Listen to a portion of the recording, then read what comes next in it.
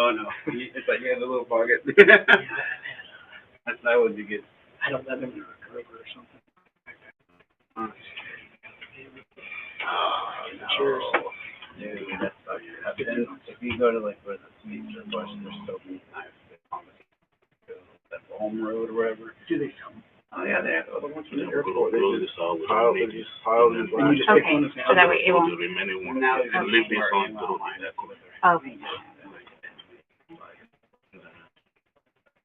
Let me show you what we are seeing here. Yeah. They're like 180. You know, Yeah. they know the deal. When I was running to security when I was deployed, bar, and folks are redeploying back home. Yeah. They don't have the mindset. Going around the whole and then that kind of comes through. Between switchblade. Yeah. And I, you know, I can't take that. Yes, I do.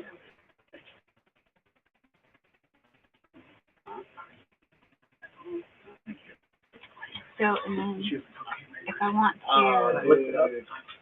Oh, those are probably a microtech or something like that. Those are always. they want that right. Oh, microtech's the OTS out OTS out the front. I think that's what it stands for. What's up? So this is what is showing here. Okay. This should be. Okay, so that should be Yes. that. Okay, That and is if I what- want to be able to see, like, You take it. Because so I just need to display. move. Sorry. This one should be displayed. Let's go back here. That one. Sharing this one. Let's go back to. Just gotta share that one. You gotta share this one. Where is yours? I see you hovering over. There you go. Now you have a. No, Okay, yeah. This one is displaying now. okay. Which is fine. Actually, no, it's changed. Whatever you go on the mouse, it changes. Wherever you leave that mouse, it's gonna sit. Unless you actually put it on the main. What are the other presentations that you have? This is what is showing. Yeah, this one's. Where is your Zoom? How do you join? Do you not have your Okay, I was Zoom? like, My Zoom. Zoom Oh, should be Zoom. on Zoom's still- the Chrome. I'm Yeah. just trying to refresh my brain because the Zoom on Zoom. So I just probably need to move it over here to this Figure all those screen, syncing or up is it going to stay? Well, the. Why can't you have more the Zoom download on your computer? That would be. Oh, I didn't know you have it. Yeah, Oh, The okay. others are all. I've always gone through Oh, okay. that. And that was like 2 months ago, right? More than that, I think it was March. Okay, yeah, you're right. But not for today, for next week. Next time, okay, yeah. Type Microsoft. That's on that right there. Okay. Microsoft. Main one. All right. We'll see. Yeah, you just download that so that you don't be joining from online. Oh, okay. That would You be. go right. Type Zoom here for me. Oh, you don't have to Zoom download? Yeah, you just use the online one. Oh, you have to use the app, not the website. You can use anyone, It's but easier. having this one is easier to. Like I was looking The for. app and makes Yeah. it easier. Functionality and all that. Makes sense if for all I these think it even meetings. has a drop down, like it all the gov license, the workplace. I don't think you don't even need. You don't need auto download Zoom. You can download. Okay. You can do through. Oh, Lena's, I put in her few tips. I don't know if y'all get those like 10 minutes of her laptop. She's on her laptop. Leah. She's not here, but she's been sick all week. She's on her personal laptop. He's held the power down for 45 seconds straight and then plug the adapter in. And then get She back might be on. one of those updates. Let me send her that. Yeah, it's stuck halfway in the middle of the hold on the firmware. power button for 45 seconds. And she can't let it go, and then make sure it's plugged into the wall now. So make sure it's plugged in. No, I would count to Zoom 60 here. seconds Go. and Let's not let it go. You see. But some people will count to like 15 Oh, and let okay. it go, and it So never works. this one because we already Log into this way. you might know for next time you can download. Gotcha. At least it's there. If you click it anyway, it's going to direct you to this. Oh, okay. But for now, since you are already in, there is no point to do that. So let's close this. I don't want to Okay. download this. No, I appreciate that. You can use that. And I can pin it here and it'll be so Oh much easier. yeah, I can just Okay. pin it. It'll say 40% installed, it'll say 30% put on. So Oh, okay. I see it all. That's for If that. it's a studio, no, I'm assuming. If Depending on, if you got a new model, So what else do you want? So I would just, like, you know how this part on the Zoom, like, I can see when people are talking, and so I want to be able to see the presentation, but then also see, like, this part when people are talking and coming in, on this screen as well. But is there, I guess there's not a way to do that, right? When people are talking? Yeah, is it always gonna, cause, that way I can see, like, whenever I need to stop sharing this screen. Yeah, this one can come over here. This one. Okay, I can just move that. Whatever is over here, people don't see. They're not gonna see, it's only on this, okay, perfect. Whatever is over here, so that you can meet people and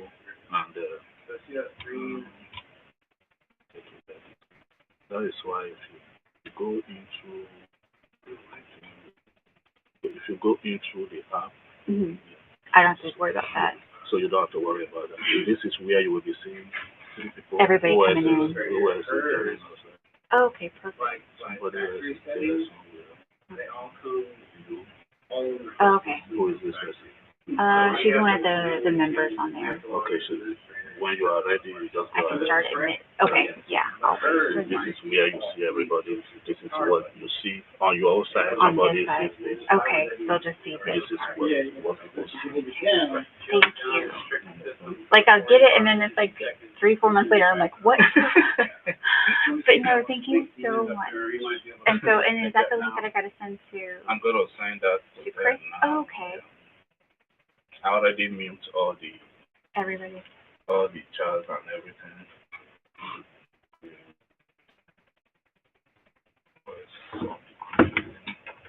No, somebody could that's It was, Alejandro Prieto, was it him? yes. The last one. That would probably was his name. Yeah.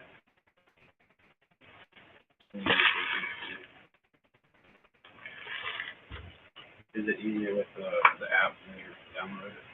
Yeah, it's yeah, but she could that is what you're gonna be using for next time. No, that is. Yeah, that is better.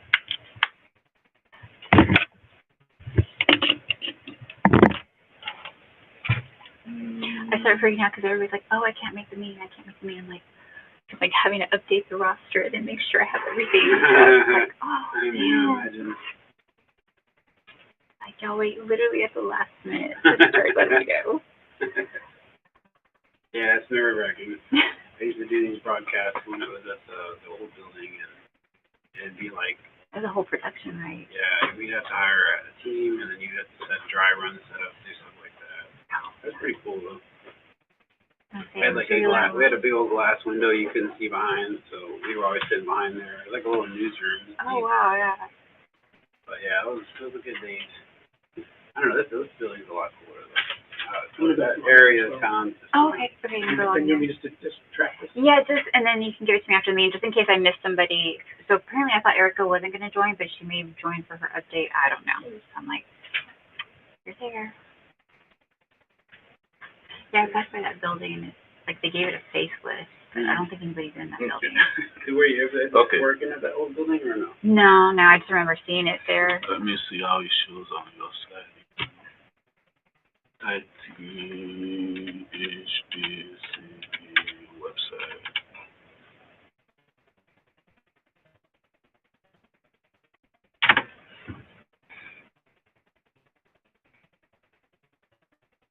Yes, it's posted Oh, okay, now. so that's how it Because I looks. could hear people talking right now. Let me see.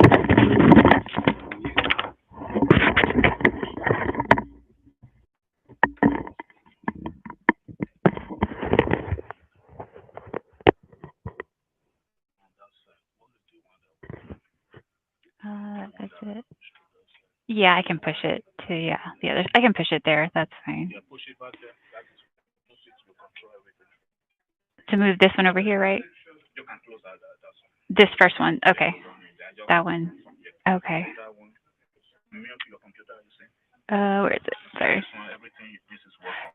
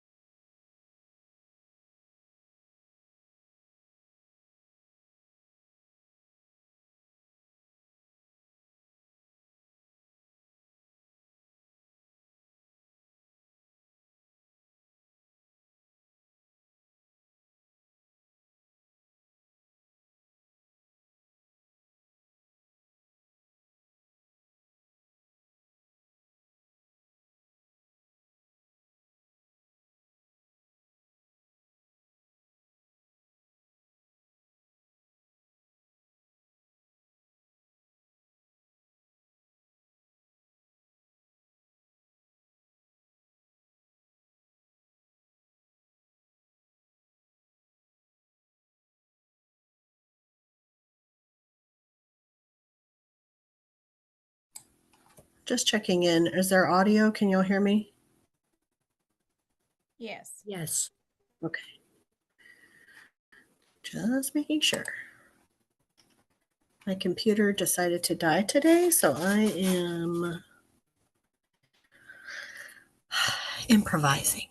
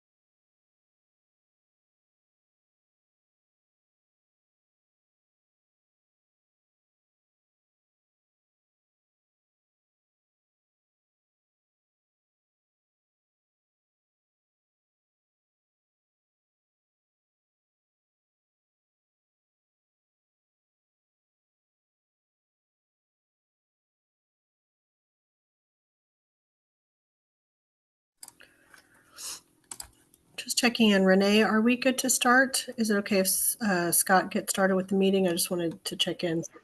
Yeah, it looks like we've got everybody so far logged in and everything, and I'll just let them in if they come in late. Perfect. Okay, well, Scott, we'll turn it over to you. And if you need anything as far as support, just let me know.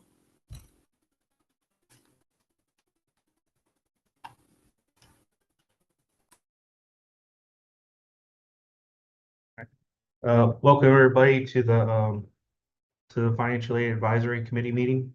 Thank you everybody for attending, those that are in the audience. If you have any questions, you can email them to fameeting@highered.texas.gov. My name is Scott Lipinski. I am the chair of the committee for this year.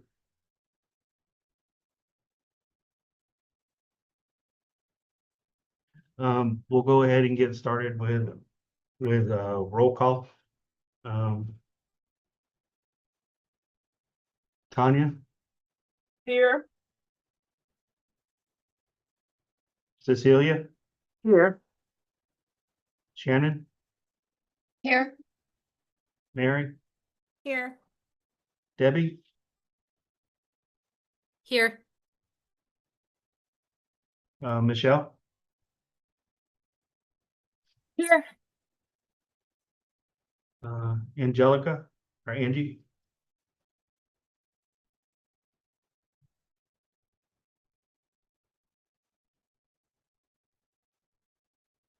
She may be a little late to the meeting. I think she said about 5 or 10 minutes late. Okay. Lisa, Here. Kelly, Here. Megan,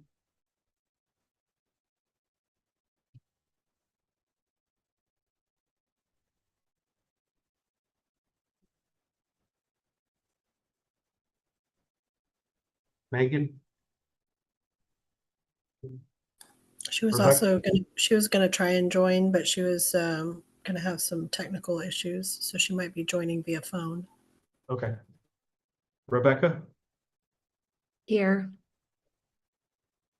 Letitia, Here. William. Here, go by Scott, actually, Scott. Oh, okay. Not to confuse anyone. I'm sorry, I didn't hear if you called me. This is Jackie Kelly, but I'm here. Oh, yeah, here. Beth, Here. Sandra, Here. Megan,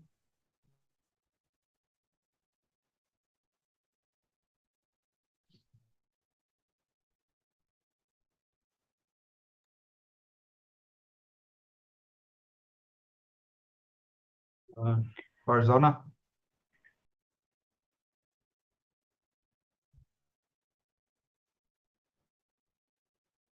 Dee, Here. and Cassandra. Here. Okay, Scott, I the think, next, oh, sorry, I think Heather got missed off the list, but I saw her come in, so she's here. Heather Fountain. oh, okay.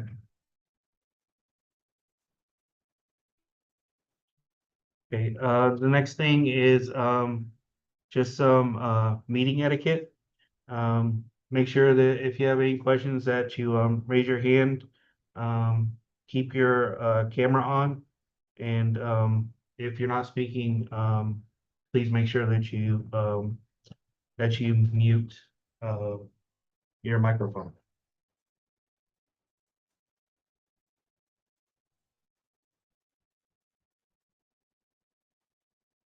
So I think that we can go ahead and move on to agenda number 2. This will be, consideration of approval for the meeting of the minutes. You should have received them, in an email.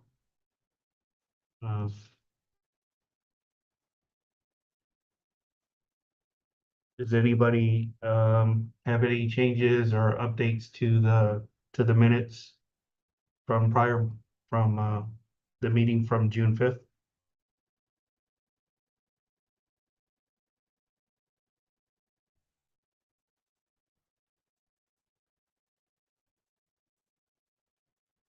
If nobody has, any changes, do I have a motion for approval? I motion to approve the minutes from our last meeting, June 5th. Tanya, approve, or motion to approve, do I have a second? I'll second it. Okay. All those in favor say aye. Aye. Aye. Aye. Aye. Anyone not approve? Okay, the motion passes. We'll move on to agenda item number 3. Scott, do we have any updates from prior business?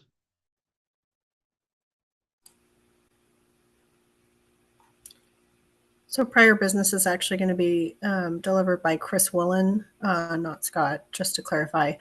And I'm going to chime in just because we have had a transition in roles for the Financial Aid Advisory Committee. So this is my opportunity to pass the torch over to Chris. So Chris will be the primary kind of coordinating board representative for the Financial Aid Advisory Committee. I will still be heavily involved, but I'll be doing more of the student financial aid programs update and, helping where needed. But Chris is the policy director, so I'm going to turn it over to Chris. I don't believe we have any prior business, but in the event there's something that he wanted to provide in this little segment here, he can chime in. And then if not, we can move forward. Nice to meet you all. You're going to hear plenty from me over the next couple hours anyway, so I don't believe we have any prior business, but it's nice to meet you all, and I'm looking forward to working more closely with the advisory committee going forward. So I think with that, we can probably keep moving forward on the next agenda item.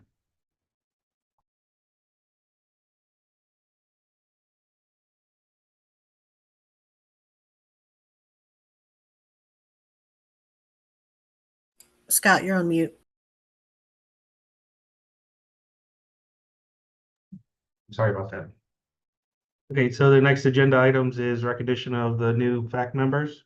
So this is their first meeting that they had for the next 3 years. So the first member is Angelica. If you want to give your name and your title and what school you're from.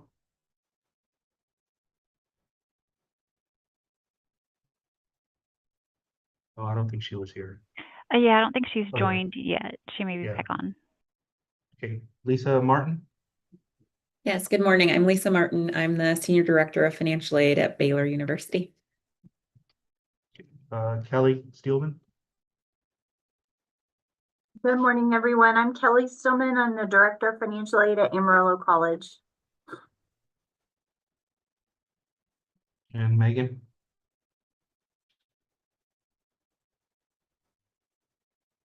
Oh, she wasn't here either. Okay. Well, I just want to say thank you to you guys for giving your time to this committee and for helping give input to the coordinating board for any new policies or changes that may be coming to help your fellow financial aid people throughout the state. Was that everyone, Scott? I feel like we had 5 or 6 folks. If Um, you're new, Angie wasn't here. She just joined. Oh, she did? She did, yeah. Okay. I think we missed William. And I think Scott. yes. Okay. yep, I Sure. see Thank you. some new places for sure. Oh, yeah. That's well, okay. Scott had already introduced himself. That was why I kind of skipped it. But No worries. So yeah, Scott Bowie, serves as Associate Vice President for Student Services and University Registrar at University of Texas Medical Branch.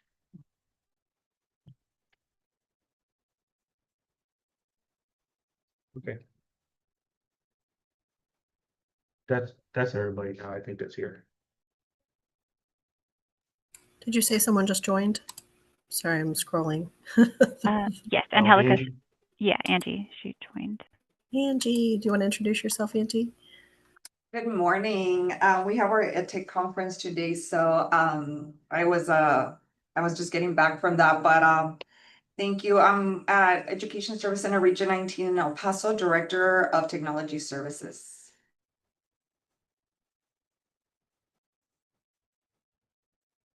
Well, welcome all the new members.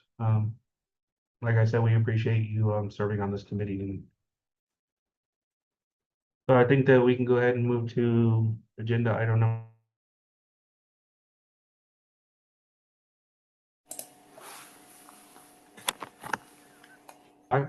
And this update from John Wyatt from the coordinating board. Good morning. Can y'all hear me? Yes. Great. Well, good morning. John Wyatt, Senior Director for Government Relations at the Coordinating Board. So I'll try to be relatively brief this morning. As you may recall, the last time we talked back in June, the legislature had just completed their regular session. And so we talked about some of the outcomes from that session, primarily that the legislature made a significant additional investment in state financial aid programs, a 22% increase, in fact, across the previous biennium's funding for state financial aid. And that within that funding, there were policy provisions that were very important to note, including additional predictability in terms of ensuring that students who graduate in the top 25% of their class will be able to access the Texas Grant and TEOG programs if they're eligible when they enroll in relevant institutions, to address portability so that TEOG students who transfer to a university will be able to continue to receive state aid through the Texas Grant program, as well as ensuring accessibility. So the funding was designed to ensure that 68% of eligible initial year students would be able to receive Texas Grant, TEOG, and TEG. So that's just some of the big items that came out of the session. Since then, there have been a couple of developments. As you may know, the legislature met in 2 special sessions over the summer. Now, those sessions didn't particularly impact higher ed. So you may be aware, the governor issues a call when he convenes a special session of the legislature. And in that call, he identifies the specific topics that the legislature may address during their session. He did not identify any higher education issues. There was discussion and legislation regarding public school accountability and testing. And HB 8 was adopted by the legislature in their second special session to reform that. But again, no direct impact on higher ed coming out of the special sessions. The other piece of news that we have on the legislative front is that the chairman of the Senate Education Committee, Senator Creighton is departing the legislature. He is the newly appointed, or soon to be appointed, I think he's still in the public comment period, chancellor at the Texas Tech University system. So that will leave an opening for the chairmanship of the Senate Education Committee. And we don't know right now, who's going to fill that role. That's a determination that the lieutenant governor will make.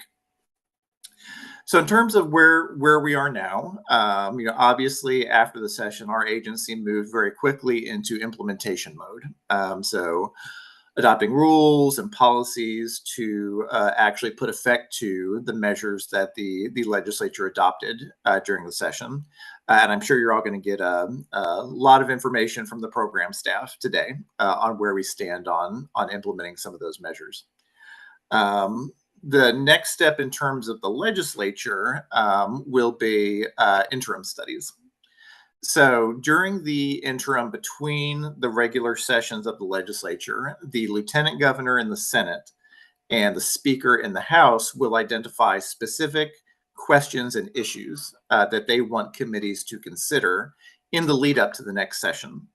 So they will identify, usually it's maybe 7, 8, maybe a dozen issues per committee that they say, take a look at this.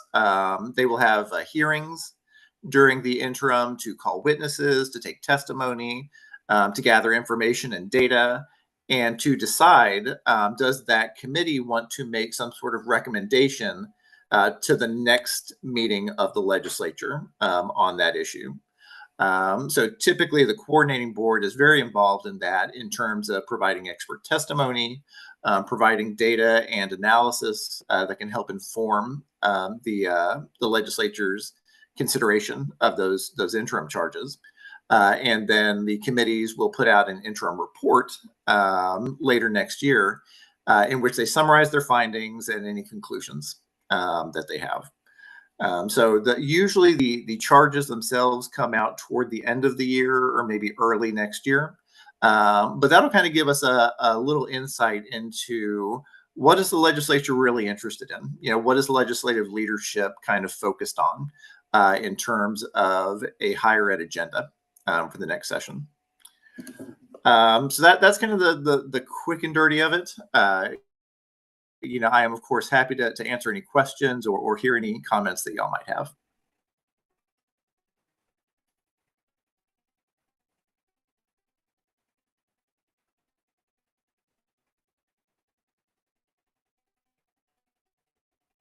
Does anybody have any questions for John?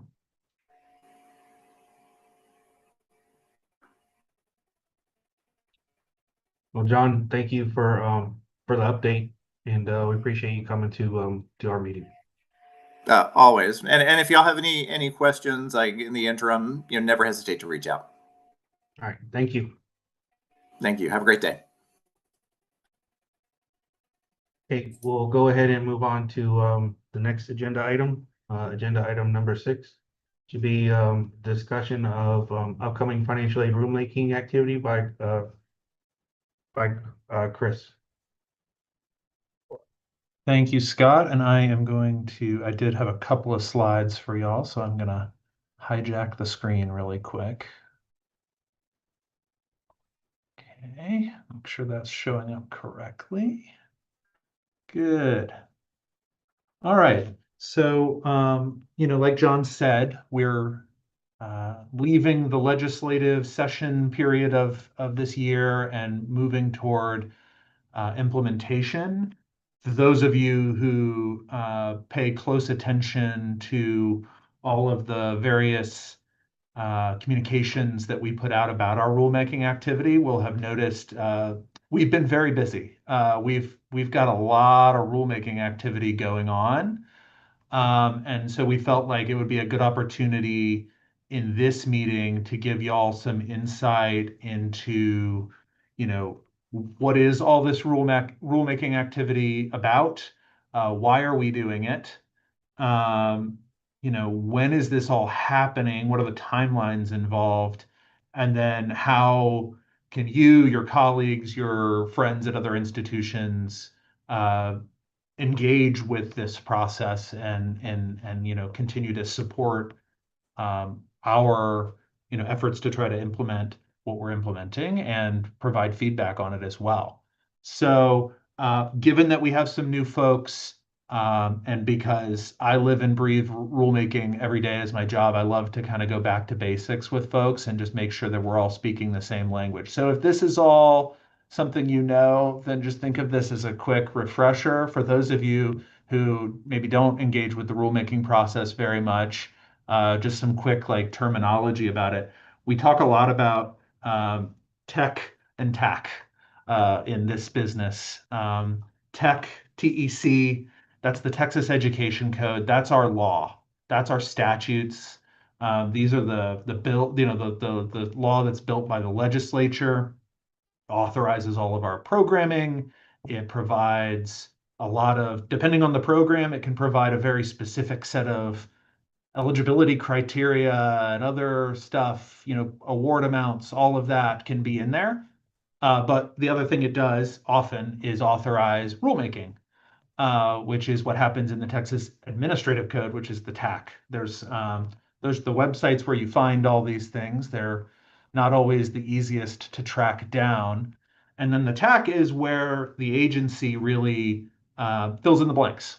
Basically, we clarify when the law leaves off information about a critical process, perhaps, like, for example, your program allocations, often a rule thing, right?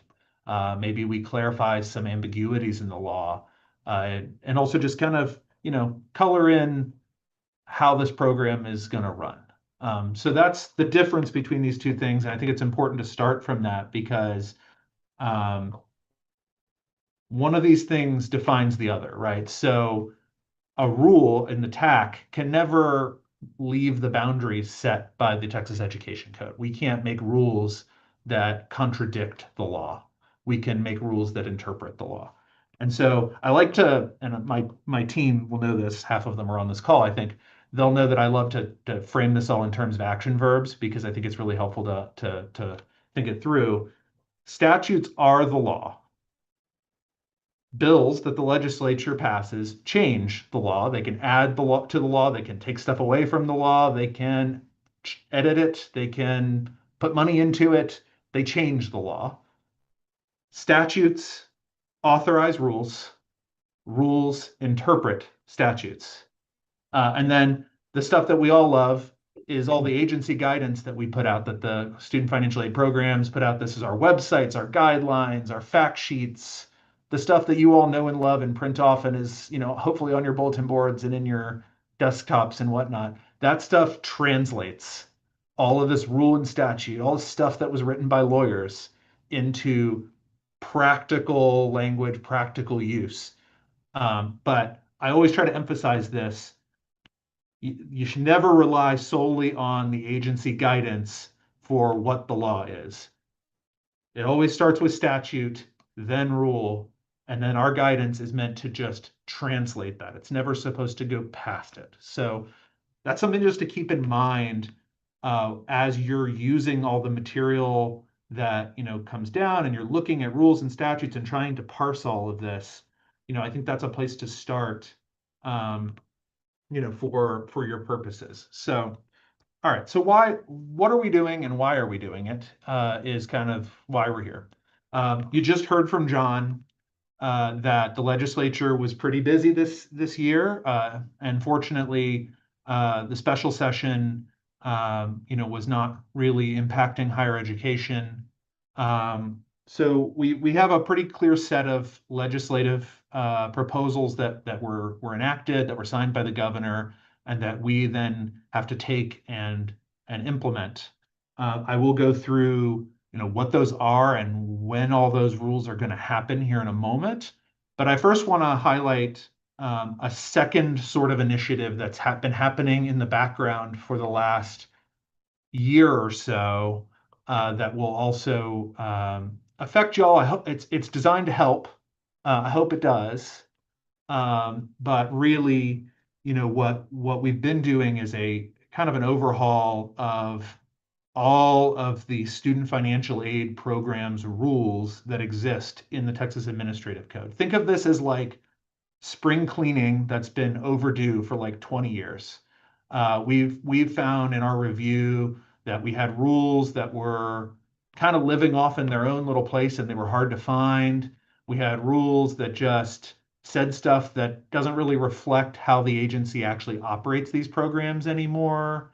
We had all these rules. If you've read rules before, you know they have all these citations in them so that you can kind of figure out how to go between them and whatnot. And some of them, the citations were wrong, all kinds of stuff. So we decided to take a comprehensive view and say, okay, why don't we go rule by rule and put these rules where they should be, put them together in logical groupings so that they're easier to find, and let's rewrite them often to be a little bit more approachable so that they're more available to you, your institutions, to students for practical use.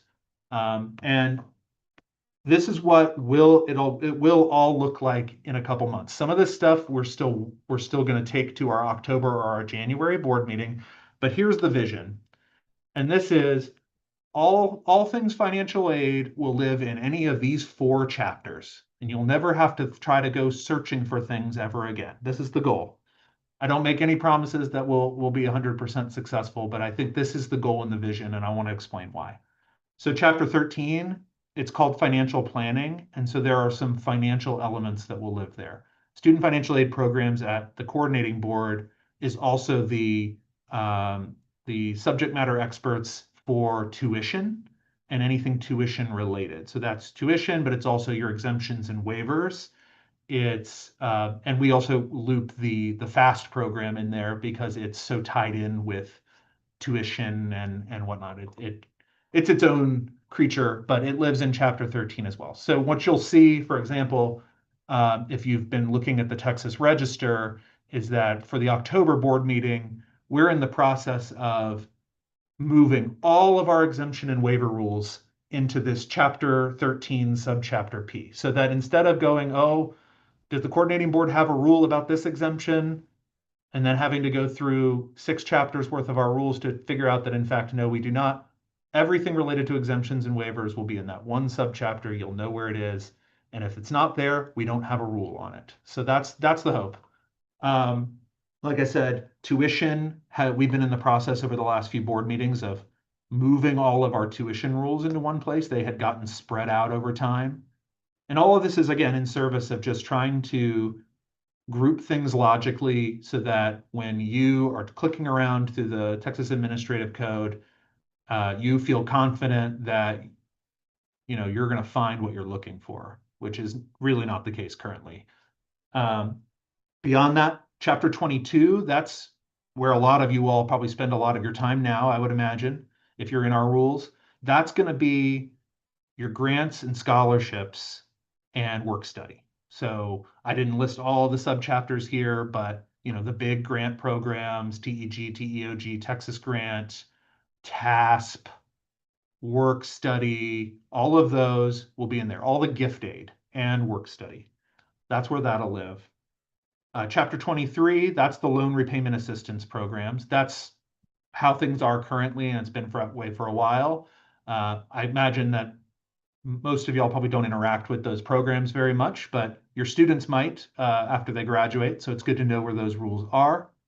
And then a big effort that's going to our October board meeting is we're creating this new chapter 24, which is going to be dedicated to our state loan programs and the other programs that the coordinating board services. There's some federal loans that we service that are a bit older. But the main reason for this is our loan rules currently are in chapter 22, and they're kind of entwined with the grant and scholarship rules in a way that makes it very hard for us, but also very hard for y'all to go, okay, does this rule apply to the loans only or to the grants, or how does this work? And so we thought, let's break these two things apart. Let's have a section that's on the gift aid and let's have a section that's on the loans so that it's very clear which rules apply and how and when. So this will all be going through in October, we hope. Obviously, it's subject to our board approving it, but you'll see going forward that There will be separate subchapters for loan servicing, which will cover all of the kind of servicing terms. The annual loan debt notice that your institutions all already do, the CAL program, the forward program, and for those of you who are at the four-year institutions, generally the TASP loans that actually get converted after their scholarships. So all of this is going to kind of be the vision going forward, and the hope is that it's going to reduce the number of frustrated clicking that you're going to have to do to find the rule you're looking for. That said, there's also some legislative implementation, as John mentioned, and it really falls into six bills, or six programs, I should say, because some of them were affected by multiple bills. And we have kind of broken the implementation, the rulemaking for these programs apart into four different board meetings. So the first one is the FAST program, and this already happened. So we actually had a special called board meeting in August to deal with some of the provisions of Senate Bill 1786, which related to all of the community college finance stuff that happened last session and also affected the FAST program. So we needed this to be up and running before the school year started. So those rules were about making sure that the currently educationally disadvantaged students who were not educationally disadvantaged in the last few years were also included in eligibility. So that you started the school year, for those of y'all who have FAST programs, started the school year with the rules up to date, so the right students were getting their cost of attendance for dual credit covered. The October board meeting will be the busiest. These three programs, the Armed Services Scholarship Program, TASP, those rules are slated for the October board meeting. The Mental Health Professionals Loan Repayment Assistance Program, and the paramedic exemption, which the legislature created. Those rules will all be going in the October board meeting. They're out for public comment currently. So if you haven't gotten a chance to look at those rules, if they affect you or your institution, highly recommend you poke around in the Texas Register and see the rules that we've published for comment. And if you have any feedback, we obviously want to hear it. Then, close to many of y'all's hearts, depending on the type of institution you work at, are TEOG and Texas Grant. TEOG will be slated to go to our January board meeting. The main reason those changes primarily affect the 26-27 school year, so we decided to take our time with those rules. We didn't need to rush them. This will be what John was saying about the provisions of the General Appropriations Act, where we're going to guarantee TEOG awards for students who graduate in the top 25% of their high school graduating class. We had a great stakeholder conversation about a month ago with many of community college folks. I don't know if anybody on this call was in that meeting, but we had a terrific call about making sure that this can be implemented and that we're going to, writing the rule in such a way that it's not going to be overly disruptive. This won't be a change in the allocation process or anything like that. It's just going to be saying you need to prioritize these students. And then House Bill 3204, that was created a new type of institution, which is the Polytechnic College at Sam Houston State University, which is a kind of a workforce technical institution that exists within Sam Houston State University. That institution will be participating in the TEOG program starting next year. So we needed to update our rules to reflect their inclusion. And finally, Texas Grant, our biggest program. This also has a couple of big changes that were in the budget, the General Appropriations Act. Like John said, again, guaranteeing top 25% students in their high school graduating class who are eligible for Texas Grant, making sure they get one.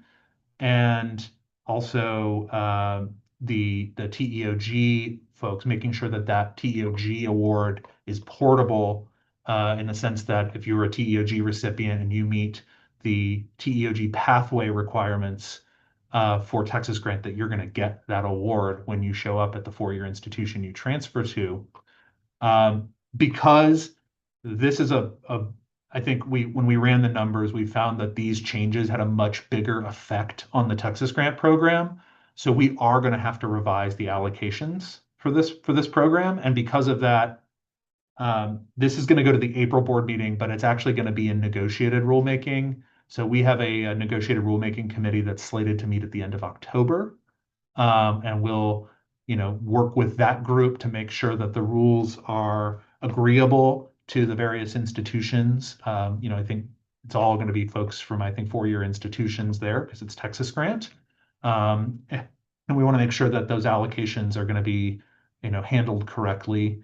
So after that, we will then publish the rules shortly thereafter, after the negotiated rulemaking process concludes. So again, fire hose of information. I'm aware of that, and I'm going to let y'all ask the questions that you have here shortly. I do want to just let you know a little bit about the timeline of rulemaking because I feel like it's not always clear how all of this happens. And it's good for y'all to kind of keep in mind the timelines we're thinking about as you bring us ideas for, how can we improve these programs. We do 4 quarterly board meetings every year, January, April, July, and October. They generally are at the end of the month or near the end of the month. But the rulemaking process actually starts 6 to 9 months before those meetings. That's when rules are drafted. They have to be reviewed by the agency's general counsel, the agency's leadership, obviously, the governor's office, as well as the sort of head of the executive branch in the state, right? So there's a process that takes time to get a rule through all of those reviews, obviously, because there's a ton of agencies doing rulemaking. After all of that, the rule gets sent over to the Texas Register. That's when it's published for public comment. That generally happens a month and a half to 2 months before our board meeting, and it's open for 30 days. So right now, the October board meeting is, like I said, it's near the end of October. I think it's like the 22nd or 23rd. And our rules are out for comment currently. So if you want to see what we all have published for October, I highly encourage you to go do that. And you'll have a 30-day period from when it's published to provide public comment. Rules get adopted at the board meeting and then are usually effective about 20 days after they're adopted. Sometimes we have different implementation timelines to line things up with school years and that kind of thing, but generally 20 days after adoption. And the last question is, as I promised, I said, how can you participate in this process? This feels like a very agency-driven thing, and it is, but the truth is we don't really view rulemaking as, we want our rulemaking process to be collaborative. We want to be able to take the feedback we receive from institutions and from students and from external stakeholders and translate that into rules that help run our programs more efficiently, right? I mean, that's ultimately what we're all doing here, is trying to take limited resources and put them to the best use. So we really appreciate when we're able to collaborate with folks from institutions to make sure that our rules are doing what we hope they'll do. The truth is, you all are already contributing and participating in the rulemaking process by being members of this committee. And so that's already incredibly valuable to us. And there will be times over the next year where we bring concepts to y'all to talk about that could become part of our rulemaking processes. And we want to make sure that we're lining up what goes into our rule with what happens in like the real world, in your offices and in your institutions. You can always communicate with us about things that you're seeing, frustrations you're having, challenges that you overcome. I can't promise that we can make our way out of every problem. Of course we can't. But oftentimes when we hear something from one institution, we kind of file it away in our brains. And then once we've heard about it from 3 or 4 or 5 institutions, we go, okay, this is a spread out problem all over the state. We need to do something about this. So it helps us know, when do we need to initiate rulemaking? When do we need to take a look at stuff? We do have stakeholder engagements. This is one of them, of course, but we have negotiated rulemaking, and we have other stakeholder meetings. We also just welcome if you want to give us a call and have a conversation about something. We welcome that. So And then the other things you can do really is to review the rules that get published in the Texas Register. It can be a little bit of a dense document. It's often hundreds of pages, but the table of contents is pretty good. It usually works. So that helps you get to the place you need to get. And if you're, if you have feedback for us based on the rules that we publish, provide public comment through your institution, through your, your associated organizations, private citizen, anybody can provide a public comment, and that helps us make sure, oftentimes it feels like, I guess sometimes people feel like providing public comment is like an admonishment, like, oh, you guys did this wrong. And oftentimes for us, it's really helpful because, we are not on every campus every day. We can't know the implications of this or that word on doing y'all's jobs and administering aid at the institutional level. So it's very helpful to us. Often some of the best feedback we've ever gotten is in public comments being like, did you think about this? Did you think about this? And we're able often to tweak the rules that go to our board to make sure that they're doing what we intend them to do. So that's my spiel. I'm going to stop here and I'm going to open things up. I'm going to stop sharing as well. And just offer y'all the opportunity to ask any questions you might have, whether that's about any of these specific rules, of course, but anything about the agency, legislative, and rulemaking activity that we can help kind of illuminate for you.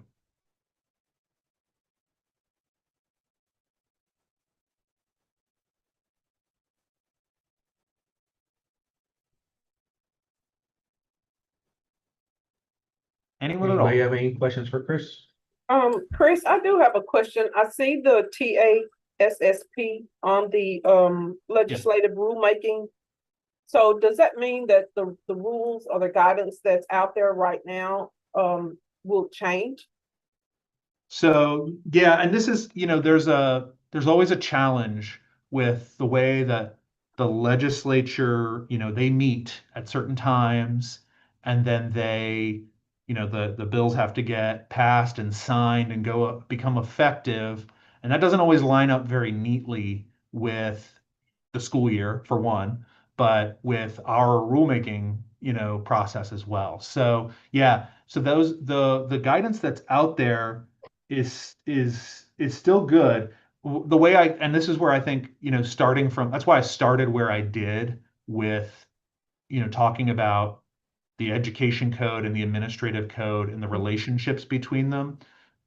There are going to be times when, because the legislature passes a bill that changes the education code, it conflicts with our rules until we're able to change them. And in those cases, it's always go with the education code. That's going to override any conflict with the rule. And we're going to hurry, we're going to October for a reason. It's the first chance we got to make sure that those rules then harmonize with what the legislature put into law. So yeah, right now our rules are a little bit out of line with the law on the Armed Services Scholarship Program. And that's one of the big reasons why we're taking these rules to October, is to get those things patched up. And if you have any questions in the meantime, don't hesitate to reach out. We have been talking with lots of institutions about this program. Obviously, it's a major thing that's been happening here in the last couple months. So happy to talk more about that. Or if I didn't answer your question, feel free to kind of poke and prod me a little bit for what you're trying to get. Well, what I would really like to get is to be honest with you, and I'm sure some of my laborers can attest to this, is having rules in place prior to, which I know that's out of you guys privy there, but it does help us as the institutions in trying to award funds and not having to be concerned about having to go back and maybe we re-award or do different packaging or check for different things that might have come up after the fact. So we know that's a challenge for you all, but we hope that you all understand that it's a greater challenge for us as well as administrators, just trying to make sure that we're following the rules. No doubt. And yeah, like I said, it's gonna be one of these things where these schedules are always a little bit in tension. You know, like I said, this rulemaking is generally a 6 to 9 month process. So if you've got a bill that's signed into law in June, when the governor tends to sign the bills into law, you know, if you're trying to even get to the October board meeting, we're talking about 4 months. And so, you know, this is the warp speed, you know, like rulemaking thing where we are like, you know, everything was the day he signed that bill into law, we put the thing in motion.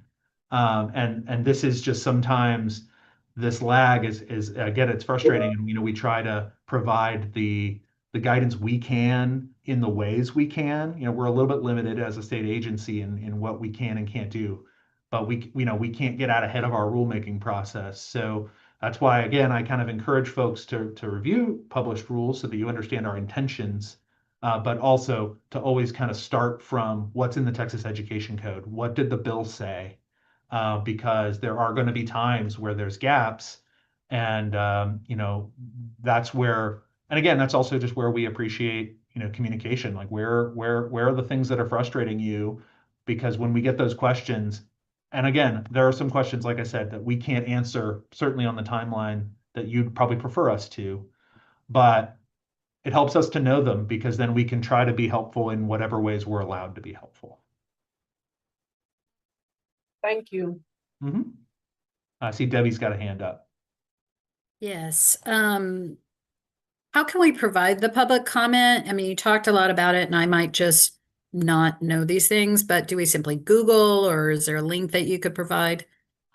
So what I would, and I don't have a link on me right now, but the way this works, the Texas Register is a giant document that's published every Friday by the Texas Secretary of State. And what it does is it pulls together all of the rules that are being proposed by all the different state agencies. And like I said, it's a weekly thing. So there's a different issue every week. And within it, you'll see, okay, the coordinating board is changing the rules about the Texas Armed Services Scholarship Program, and it's out for public comment. And if you go to that rule, that thing in the Texas Register, that entry, it actually will tell you to submit a public comment, send an email to so-and-so. So in the case of anything that's financial aid related, we have an inbox that is, I'll have one of our folks type into the chat, which is sfappolicy@highered.texas.gov. That's where we receive public comments. Often they are, it literally, an email can be considered a public comment. Oftentimes we get, you know, an attachment with your letterhead or whatever, if it's an organization or an institution. You know, y'all will have your own kind of ways of doing that. But that's the inbox we use for public comment. And it'll say that in the Texas Register, it'll say, this is open for public comment until September the 29th. You can, to do that, you know, send your public comment to, there you go, to the inbox that Leah just put in the chat so helpfully. So that's it generally for this process. Thank you. Chris, can I chime in real quick? Sure. Don't typically bust in, but a couple quick things. In June, we actually did a training that somewhat aligns with Chris is talking about. We did not go into the public comment process as much, but we did talk about how the statute goes into the rules, then becomes our resource materials. And we did a walkthrough of the administrative code, how to look up rule changes, how to navigate through the code. So while we didn't focus on the public comment aspect of it, it does provide a good tutorial if you're new to the rulemaking or you're not sure where to go. It has hyperlinks embedded. I'm going to drop them in the chat so you have them.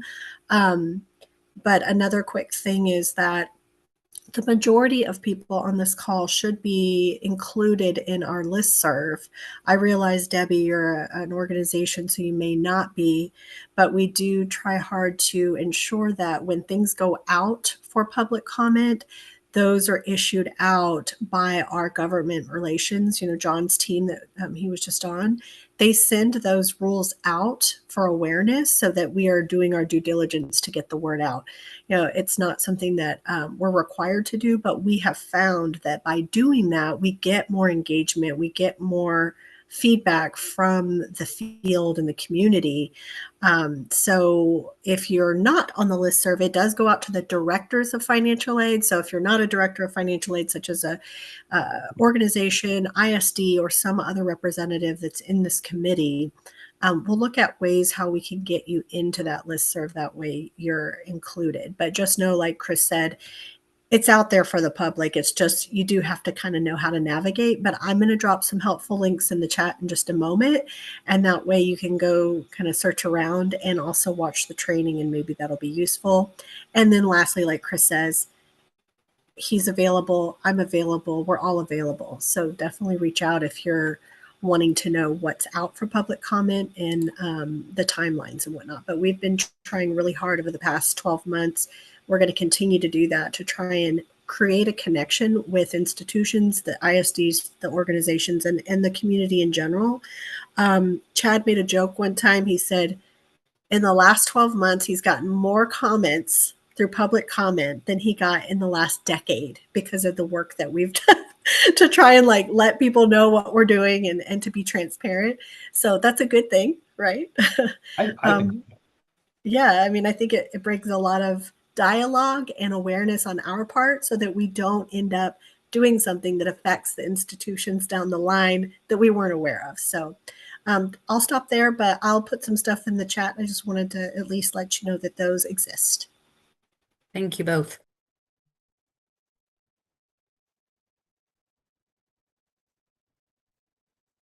Does anybody else have any questions for Chris?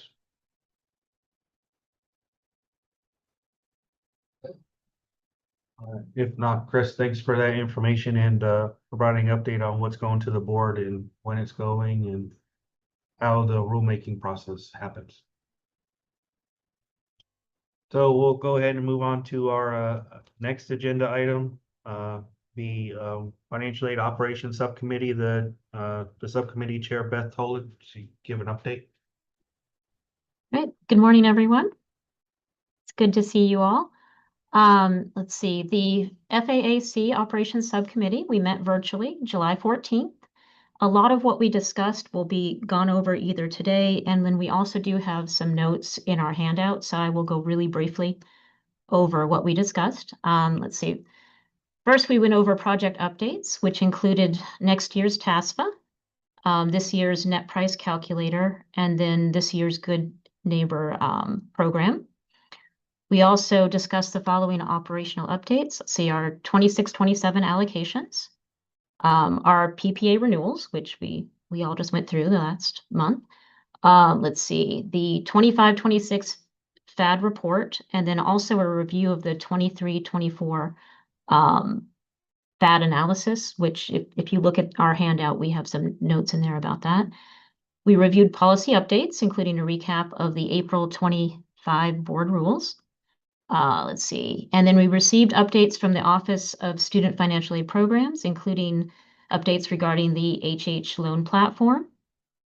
Recently released CV memos. So there's a list and a hyperlink in the handout to all of those. And those are also, of course, posted on the CV website.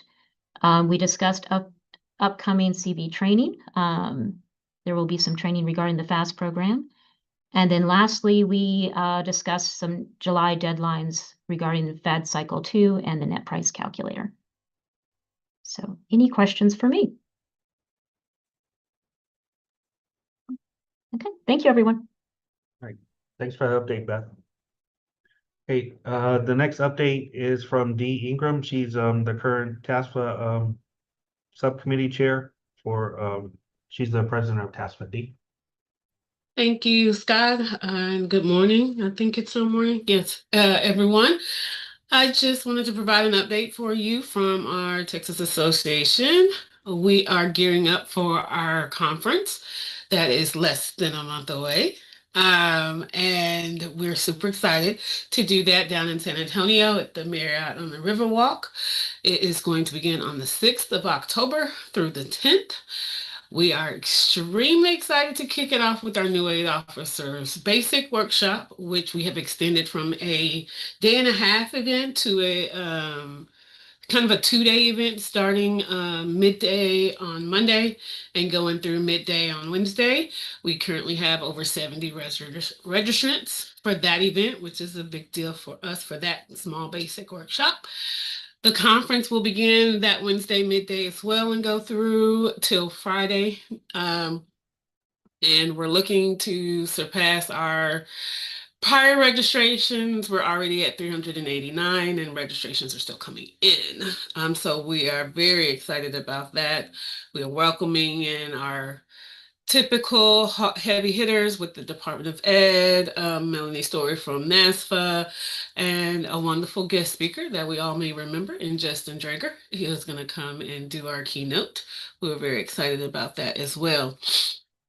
So if you haven't had a chance to and plan to come by and see us in San Antonio, please register. Rooms are going fast. I think we have almost sold out. The hotel I've signed about 3 addendums since registration has started. So we're very excited about that. This will be my last meeting as I will roll off as the current president for TASFA at the end of October. November 1st, Thomas Ratliff will become the actual president, and I will be past president. So he will be meeting with you all during the next meeting for those that are continuing on. I do believe that's all the updates I have to share with you all at this time, but I've enjoyed meeting with you all, and let me know if you have any questions. Does anybody have any questions for Dee? If not, Dee, we appreciate you serving on this committee for the past year and for the updates that you give them from TASFA to all the members of the committee and to the state. Thank you, my pleasure. Okay, the next thing is that we have a scheduled break from 10 to 15 minutes. Do you guys want to take the break or do you want to power through and keep going?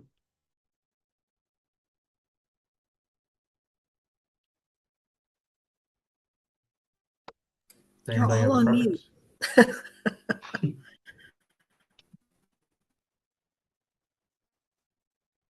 I could take a water break, but it could be 5 minutes and I can just jump off camera, come back, and we can keep rolling. I think I've seen a few like keep it going signs.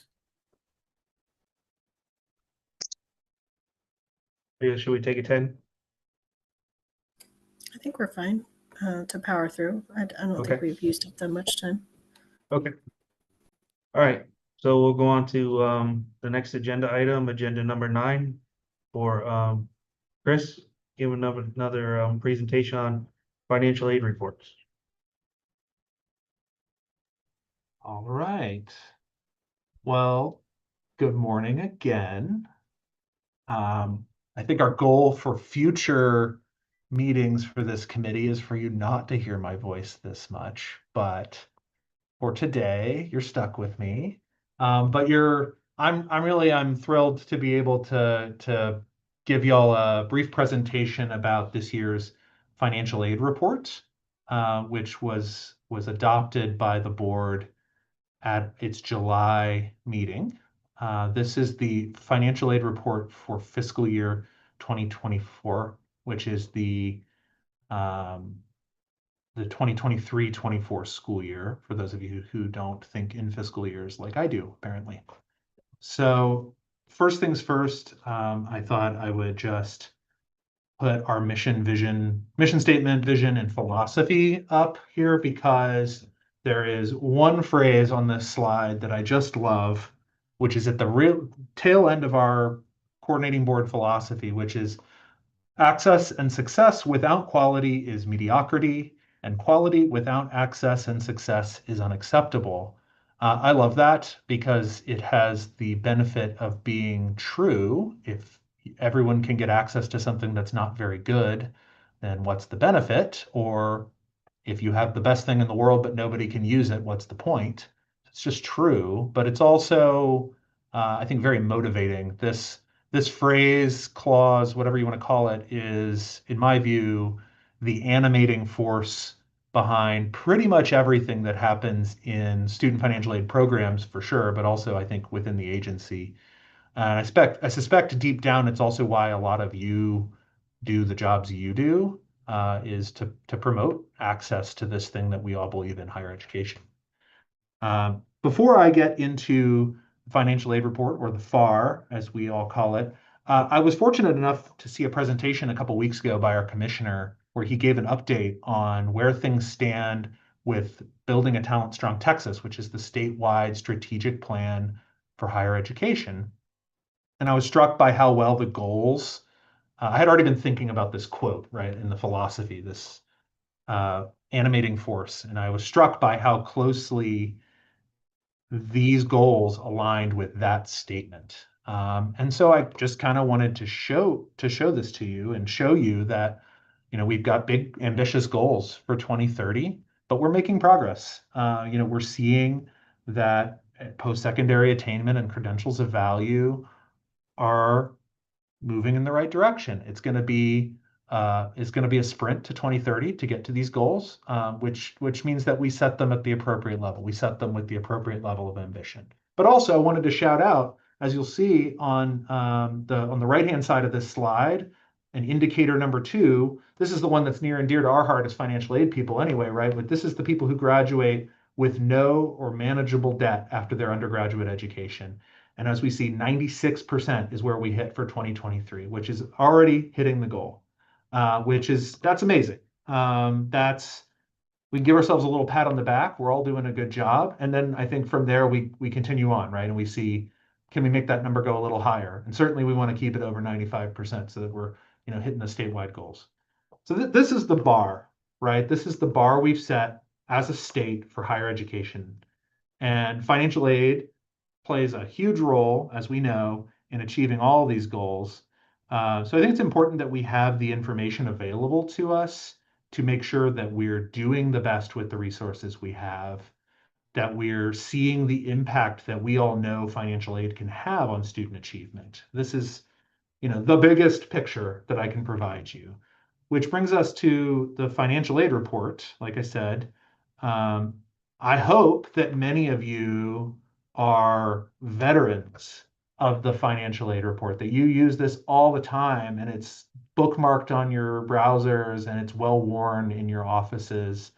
There are 2 reasons really that I find myself talking about the financial aid report, and I'm actually going to swap out and pull up the actual report itself for talking about this for the moment, just for fun.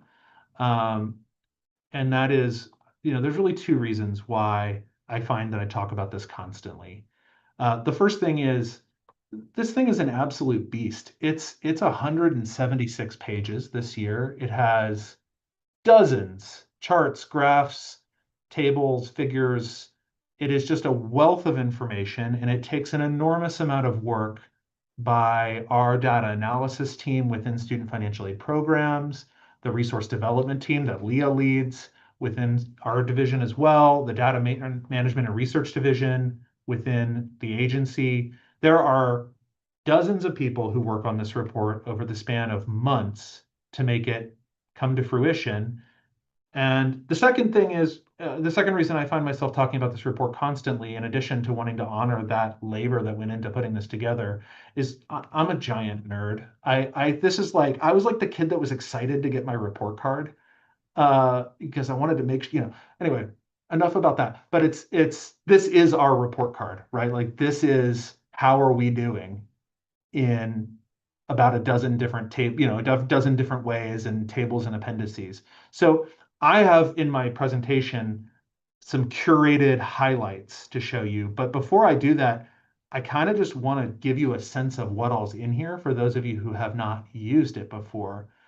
There are, first and foremost, there's a big picture look. We have all of this aggregated data about how financial aid, is distributed, and in many different ways to pull it apart. we have all of this going on, but we then can take that aggregated data and take a look at the program level. Like, what is happening within our programs? This is the Texas grant program profile. Every single program we operate has a program profile in this report. FAST isn't in this report, for those wondering. It'll be in next year's, though, because we didn't have the data in time to put it in this one. But every program has a program profile. It gives you information about where are the statutes that run this program, where are the rules for this program, what is the history of this program, but also it gives you this great statewide look at, oh, I just hit something I shouldn't have. Uh-oh. And I broke my screen. There we go. I fixed it. Anyway, what are the stats? Like, what is the impact that this program is having? This is $500 million of taxpayer money, and we are getting half of it to students with 0 EFC. That's amazing. I mean, that's an incredible achievement. That is $250 million headed to students that have 0 EFC on their FAFSA. That's an incredible achievement. So it's worth looking at that and honoring it. How much money, how many students, who are these students? And I don't know if I have data nerds in this group or not. I don't know y'all well enough to know that yet. But if you're a data nerd like I am, the good stuff lives in the appendices. This is the real meat of this report. And as you can tell, I don't know if you can see this, but it's a 176-page report, and the appendices start on like page 52. Like, this whole thing is appendices, basically. And it's got amazing stuff here. This is a regional breakout of how aid gets distributed across the state by region. There are these huge tables that show, where all this money is going by program. You can zoom out, look statewide, and see how does all of this money make its way to students, and in what ways and forms and whatnot. Appendix E is just a really useful way also, I think, of thinking about the mix of different types of aid and how different institutions have a different mix, and it reflects both the needs of their students, the types of programs they're offering, and the philosophies that underpin all of your offices and how you provide financial aid. I think it's fascinating. We can skip down here. I think this is, there are just table after table after table after table of, all the different programs that we operate, all the federal programs. How is this money making its way to students? So I think, like I said, wealth of information. There is a 20-page, I think, report on the Texas Grant Program alone in here that has breakouts of your allocations, the different priority models, how do students perform when they get a Texas grant. It really answers the questions of, why are we all doing this, which is we ultimately want financial aid to improve access and to ensure that students who don't have the financial means can get to that credential.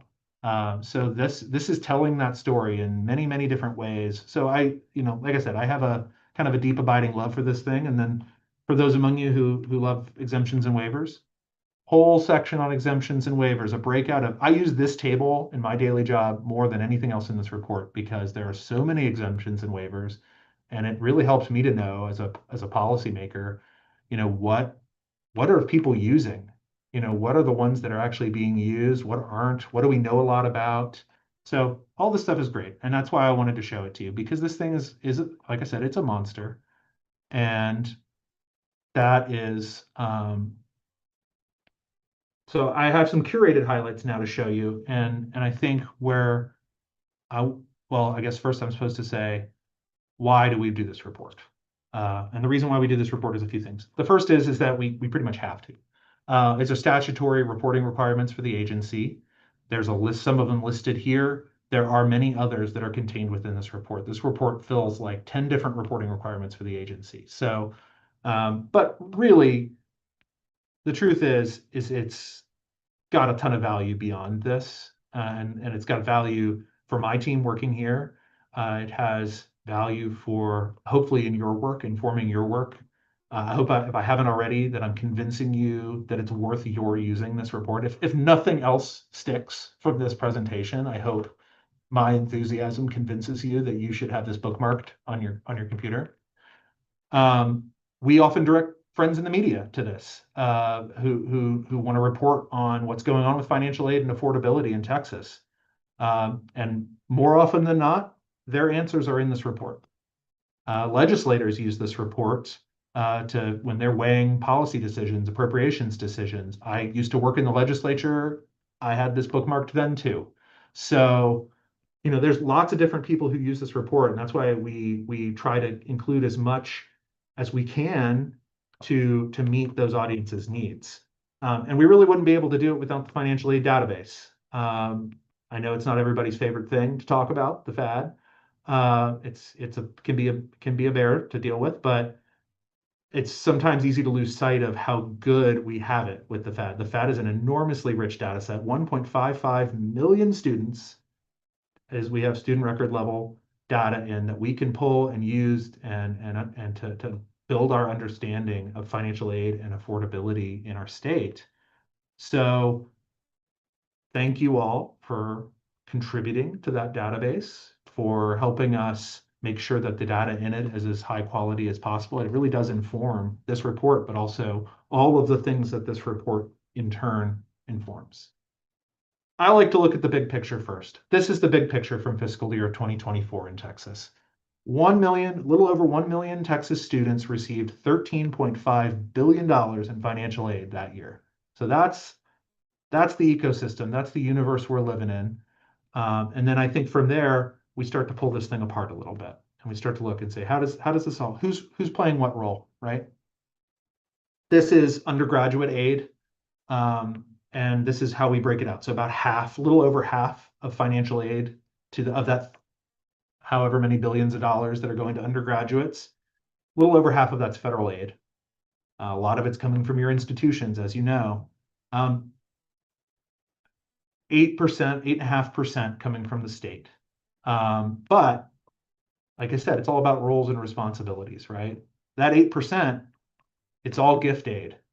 We are giving out $8 in gift aid for every dollar we lend. And we're, I think, happy with that. That's a good mix for us. That means that we're using our role, our relatively modest role as a state in financial aid, is very targeted towards let's get these funds through need-based gift aid to students who would benefit from it and do it and minimize, their potential debt load. So that's, something to think about in terms of the grand scheme of things. And then you can kind of start looking at things longitudinally across years. That's the benefit of having an annual report, right? We put this thing out every year. A lot of these tables are in every year's report, so we can start to stack them up and tell a story. And this is the story I like to tell. This is undergraduate aid across several years. And those lines, they're not super sloped, but they're moving in the right direction. More of the mix is gift aid than it was 10 years ago. Less of the mix is loans. That's the goal, right? That's where we're happy, is when that loan debt is going down and the gift aid is a bigger part of the mix. So that's a great sign. It doesn't all have to be, good news, and that's why it's a report card on some level, is that it's not all happy and rosy. At least mine weren't. But this is the one that humbles me. This is the one I look at all the time. It's very motivating for me, which is, this is our unmet need. These red numbers, these are the ones that keep me up at night. So this is what happens when you take cost of attendance, you start peeling away. Okay, take away the students' EFC, take away the students' federal aid and their state aid, their institutional aid, and even some of the need-based loans. And then what's left at the end of that is that red number, unmet need. And this is a reminder of the work that's left to do, because this stuff ultimately becomes the debt that students are trying to pull themselves out of for years, decades after they finish up. So this is sort of the North Star for me personally in my work, is sort of how do we tackle unmet need? And then if you start thinking about this again, stacking it up over years, this story is a little worrying, right? Like and then this is a lot going on in this table. I'm sorry about that. But basically, this is the share of cost of attendance that is unmet need over time. So the higher percentage means that more of the cost of attendance is actually not being met. And as we see, these lines are going up, which means that our ability to disperse aid to students is not keeping pace with cost of attendance. I don't think that's going to be a shock to any of us, but these are numbers that we would prefer to see start moving downward as we continue to make investments. And hopefully we will in a couple years. Hopefully I come back to you in a couple years and say, hey, the legislature made a $300 million investment in financial aid this session, 22% increase in investment on state aid. You know, there's stuff happening at the federal level too, obviously, that's a big part of this. But hopefully these numbers start to kind of move back down because we're seeing this creep up over time in a way that means that we're not keeping pace with cost of attendance. I wouldn't want to forget our graduate students. They live in a very different ecosystem than the undergrads, as y'all know. And these unmet need numbers are very large. And obviously, this begs a lot of questions of us as policymakers. You know, what are we going to do about this graduate unmet need, especially, you know, living in a world now with the Grad Plus loan going away, for example. You know, this begs questions of us of how, who's filling this role, what's going to happen with this unmet need as we go forward. So I never want to forget the graduate students. I know we talk about undergrads a lot, but you know, give them their moment. I do want to switch gears just for a moment to talk a little bit about those program highlights that I had previously mentioned, because they have a wealth of information. And oh, my formatting broke here, but and these are our 3 core grant programs: TEG for the private independent schools, Texas Grant for the public 4 years in the HRIs, and TEOG for the 2-year institutions.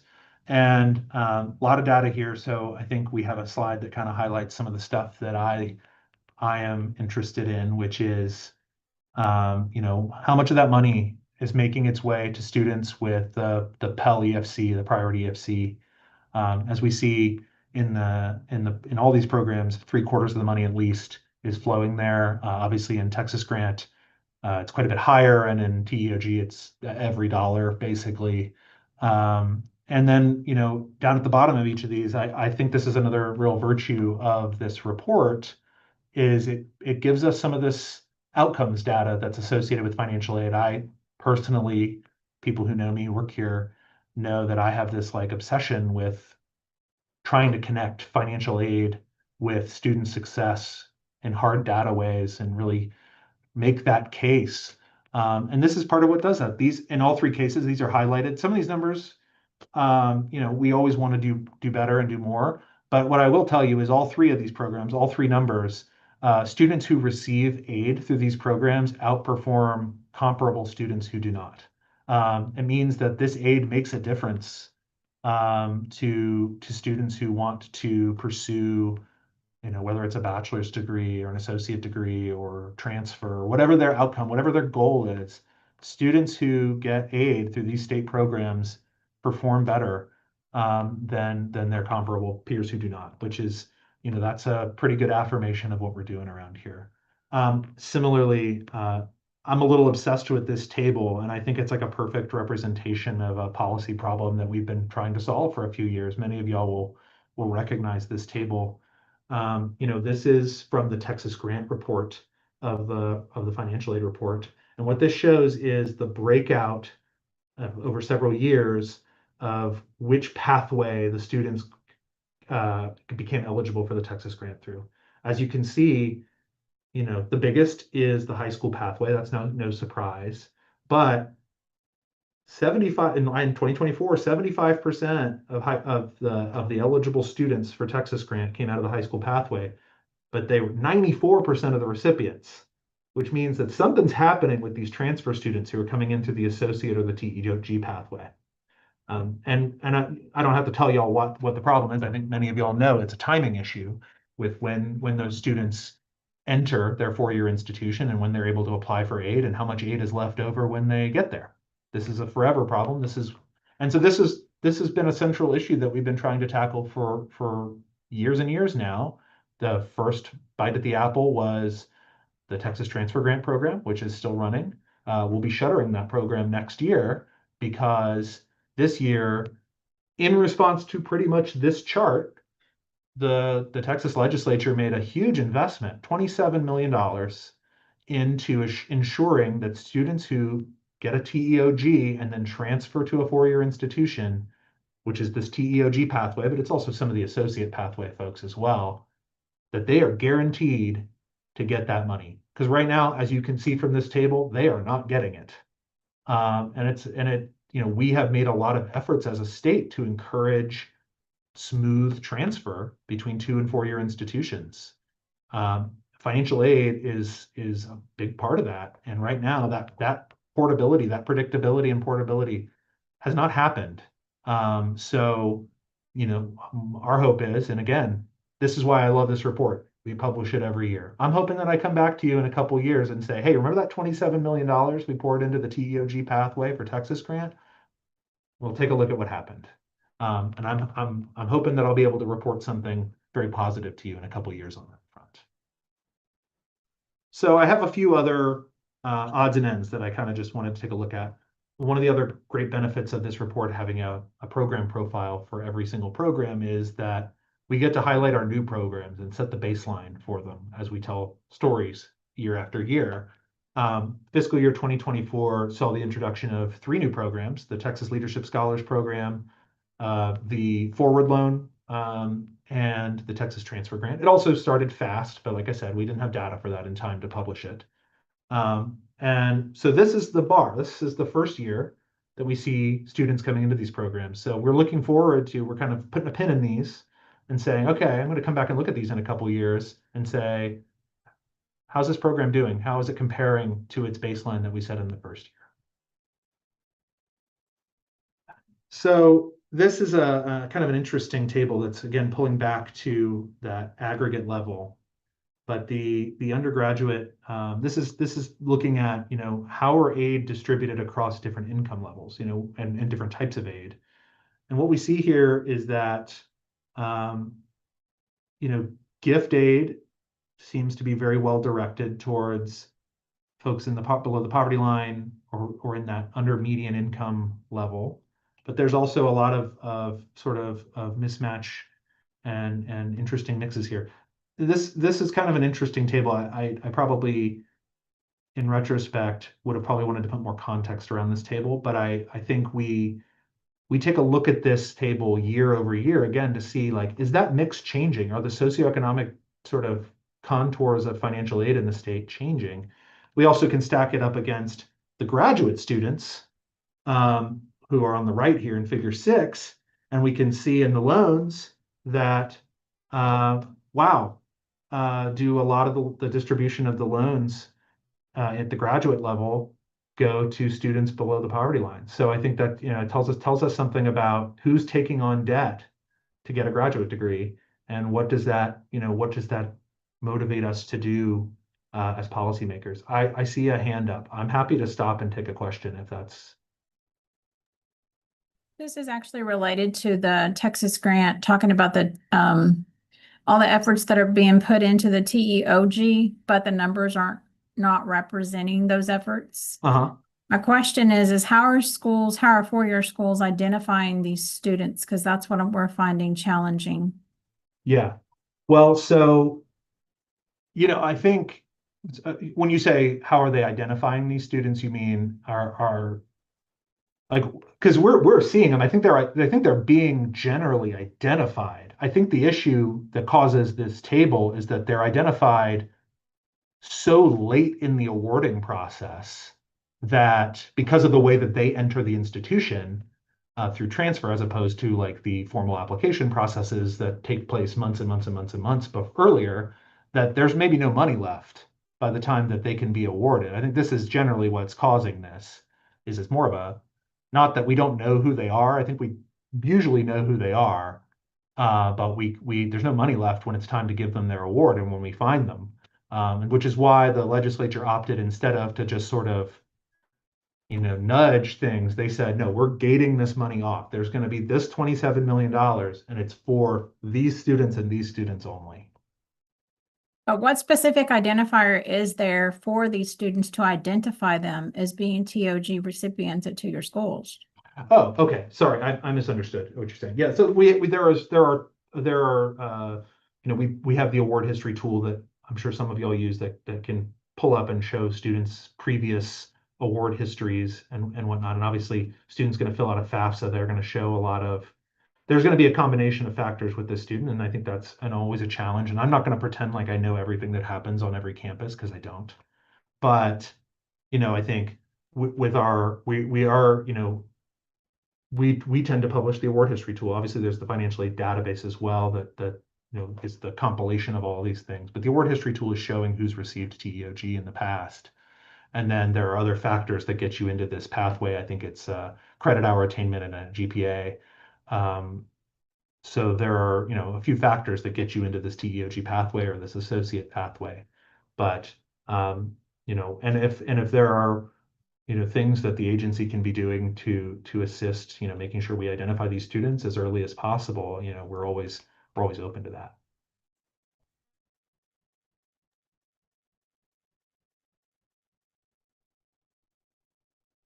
Was there anything else on your question? I hope I answered your question. I may not have.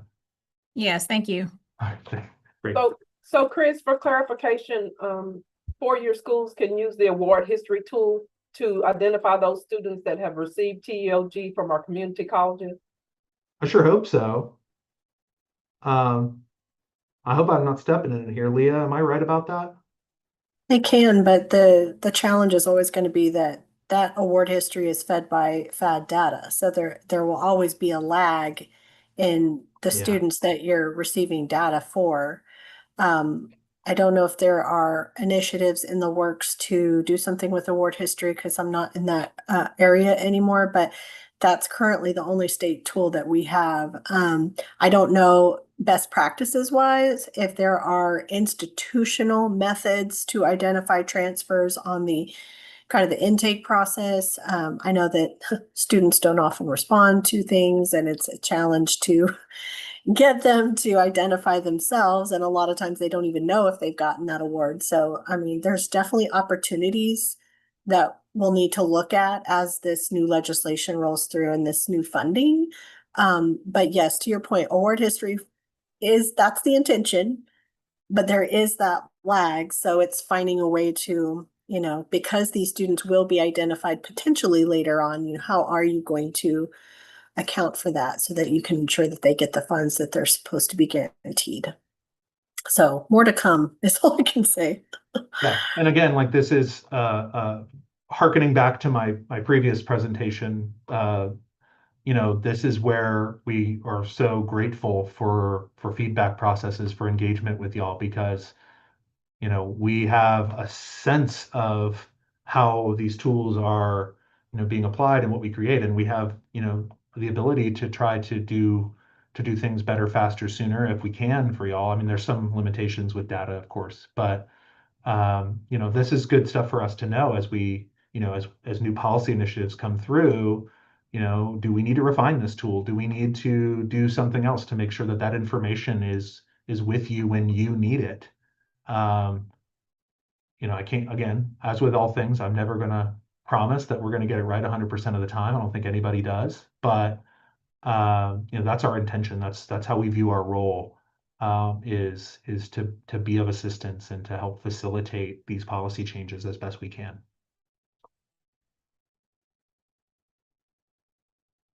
Okay, I'm going to go back to where I was, which is, I kept going. So I'll pick up with student debt. This is one of the newest parts of the financial aid report, although it's like, I don't know, 6 or 7 years old now, so it's not new, but I think it's another good barometer for how are we doing? How effective is the whole financial aid ecosystem in delivering aid to students and trying to alleviate their debt. And also, I particularly like this figure. I chose this one. That debt report, if you go into the financial aid report, is many pages long and has lots of tables and charts and breaks things out by various demographics and by lots of different ways of looking at this data. I particularly like this one because I think we all know intuitively that this group in the far right-hand side, the left school group, because this is a look at a cohort, so that we take this particular group is the fall 2018. So who entered school in fall 2018, and we look at them 6 years later and we say, did you graduate? Are you still in school? Did you leave school? And then what's your debt situation?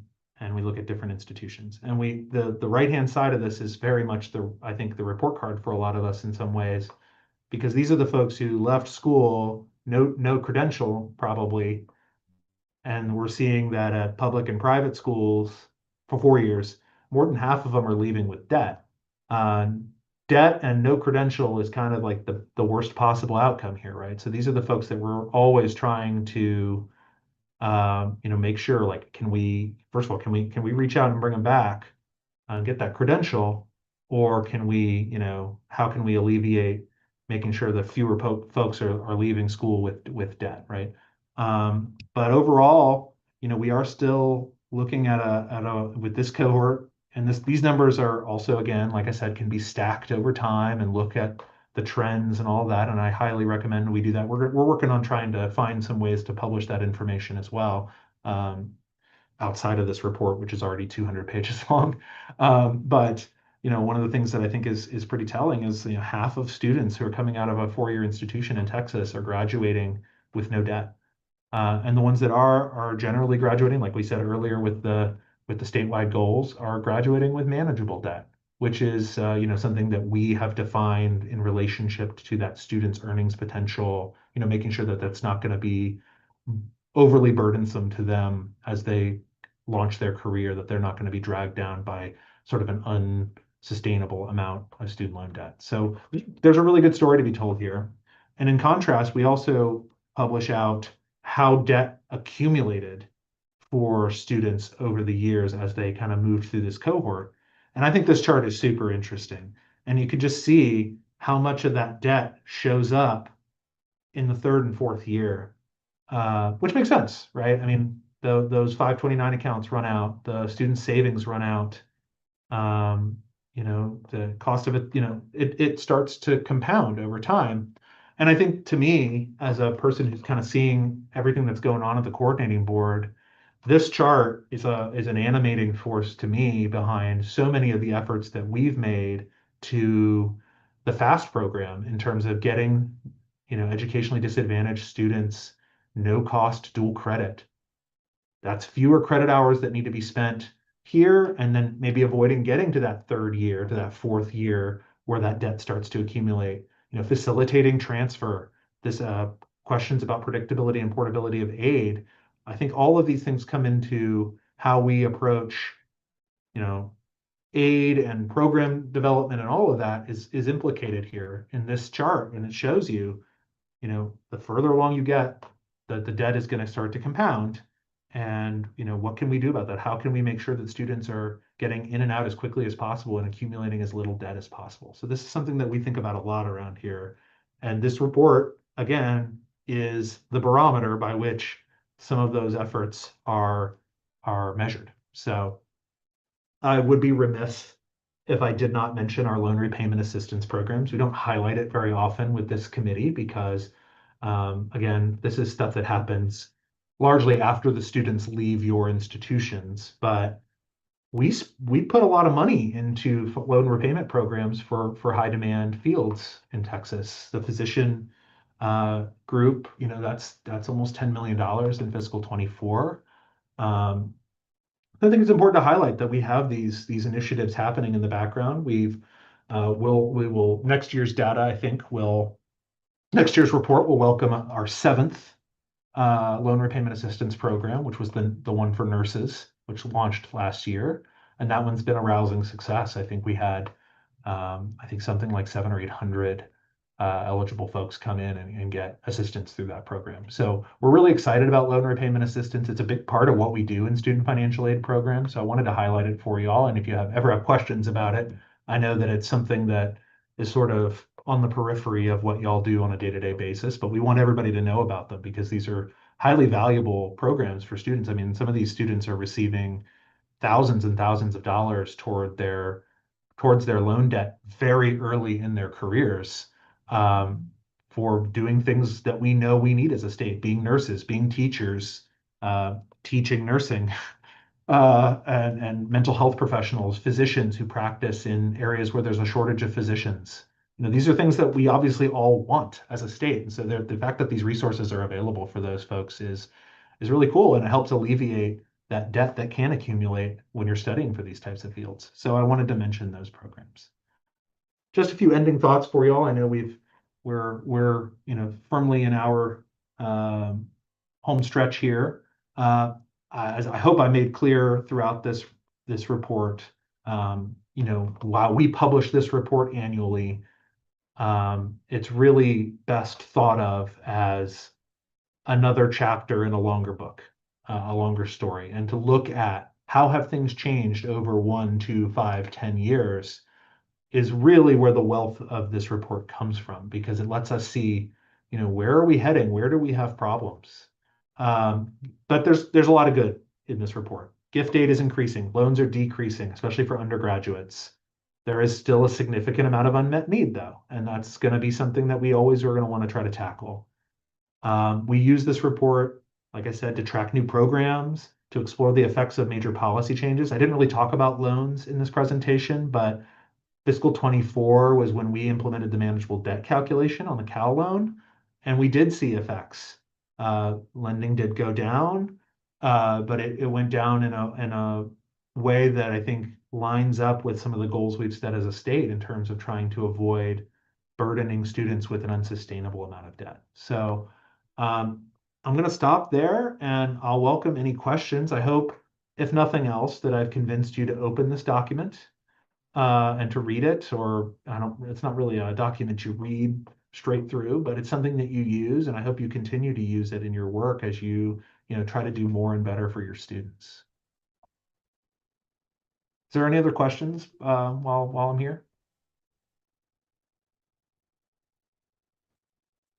Can someone provide the actual link to the reports page? I know the link for the report itself is out there in the chat, but how do you get to it from the website? Oh, that's a great. I will. Somebody will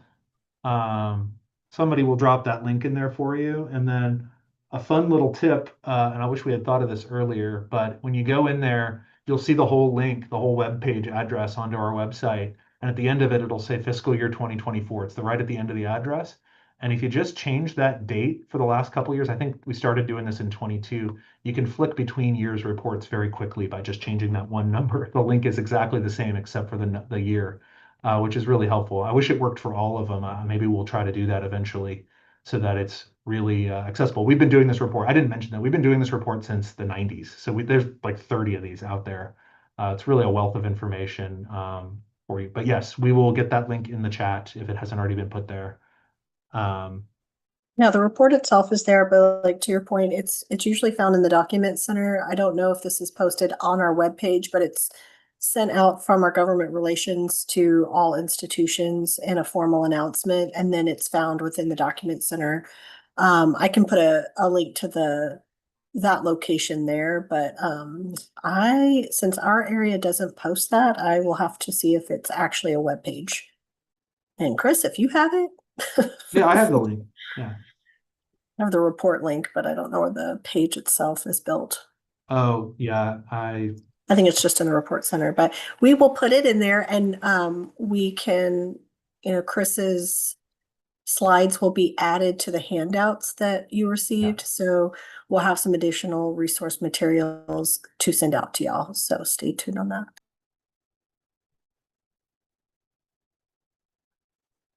To the other question in here about, never mind. That was some time ago. So anyway, are there any other questions that folks have before I can kind of plow forward with the agenda?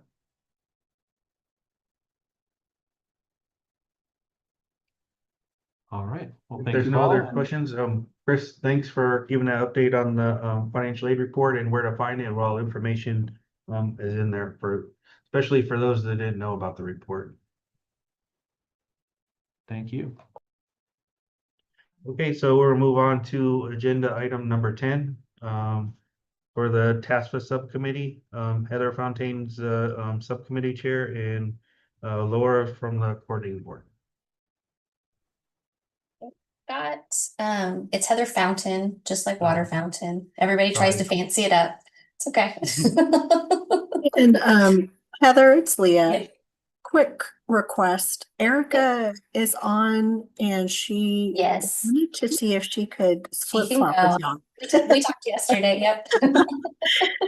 Erica has a very small window. So Scott, if you're okay with that, if we can flip flop the ISD update with the TASFA, then I think that'll work out really well so she can hop on. Yep. Or Yeah, that's Erica's good. on. I should say she can hop off. Yeah, that's Thank fine. you all. Much appreciated. Okay, so how FAFSA and the financial aid application and the process of it is being viewed by and worked on by the high schools. It's going to be an interesting year. I know that there's been so much over the summer. I think we're all just kind of in the same page, kind of watching the news, and everything continues to pivot and flow up and down a lot. So we're trying to be intentional and we're trying to be positive with the families. With the FAFSA opening up earlier, we're doing a lot more, get started on apps now so that we can keep you in a timely basis with FSA IDs, creations, and we've got more time to do them correctly versus trying to get them out very quickly in December and January so that, they can try to get a financial aid offer later on in the spring. But if they rush the process, then they didn't do it correctly and we're having to fix this application. So I look forward to be able to get back to a sense of normalcy when it comes to the app being out in October and families know much sooner rather than later whether they will qualify or not. The big thing for me in particular, but I'm sure a lot of us in Texas who have mixed populations, not just first gen, but families who the parents are undocumented or the students themselves are undocumented. I apologize, I am in a space that isn't very user friendly for audio. So for families that are undocumented, there is a lot of fear and there is a lot of trepidation and hesitation, not just in doing the application, whether it's a FAFSA or a TASFA, but even just the college application process. They've heard a lot about, well, how much of my information is being shared. My parents don't want us to put our actual address. They don't want us to put anything that's going to help identify us later on down the road. So we're trying to just kind of work with the families with their fears and address their concerns and just let them know that we're here with them and that as soon as we hear anything that is going to change the game, hopefully in a positive direction, we will let them know. But does anyone have any questions for me?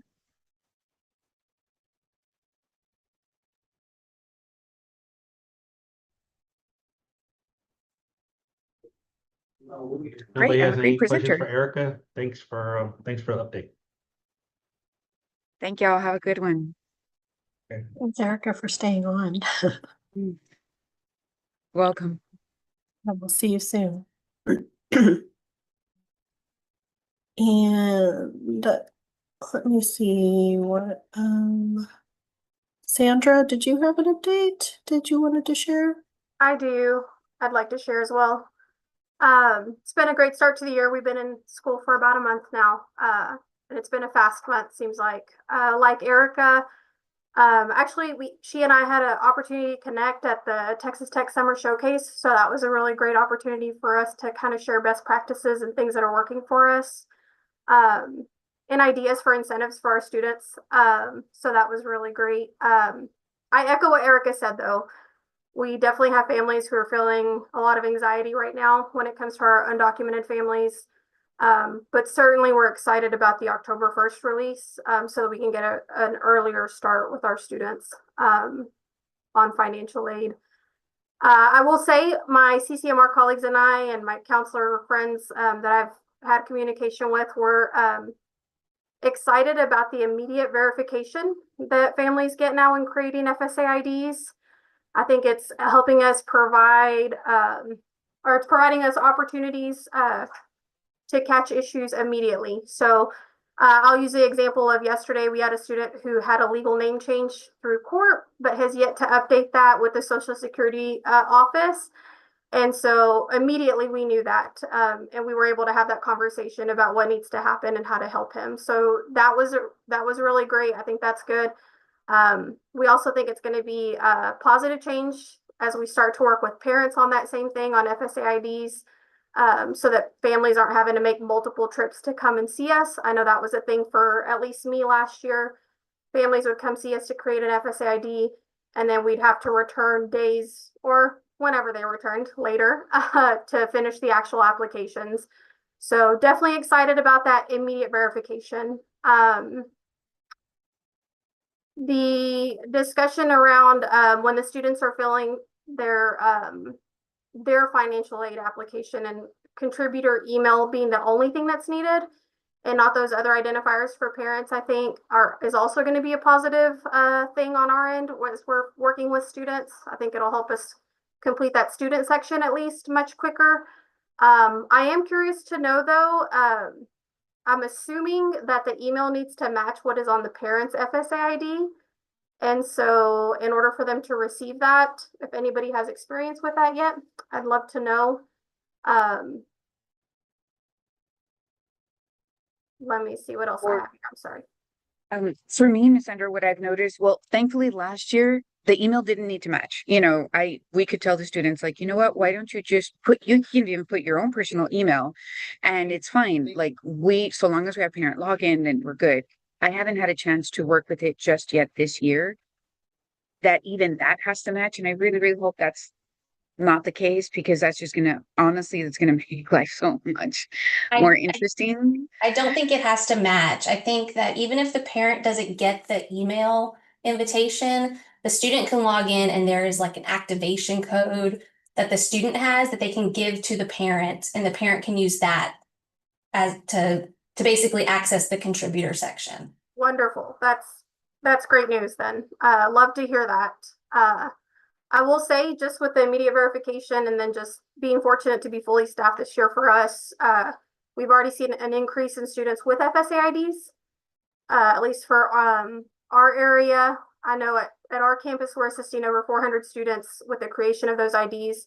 We're sitting at about 65% of those already having them. So that makes me excited for October 1st.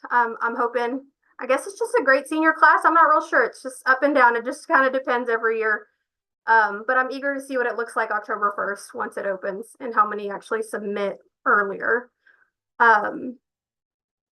I think, again, to Erica's point, I think the challenge this year for us on the high school side, and I had the opportunity to talk to our staff about this with the changes to TASFA, and then with counselors and everybody. I'm hearing this from everyone. We're just trying to figure out how to navigate those conversations with families. It's difficult. I think as educators, we're about providing hope and possibilities for our students.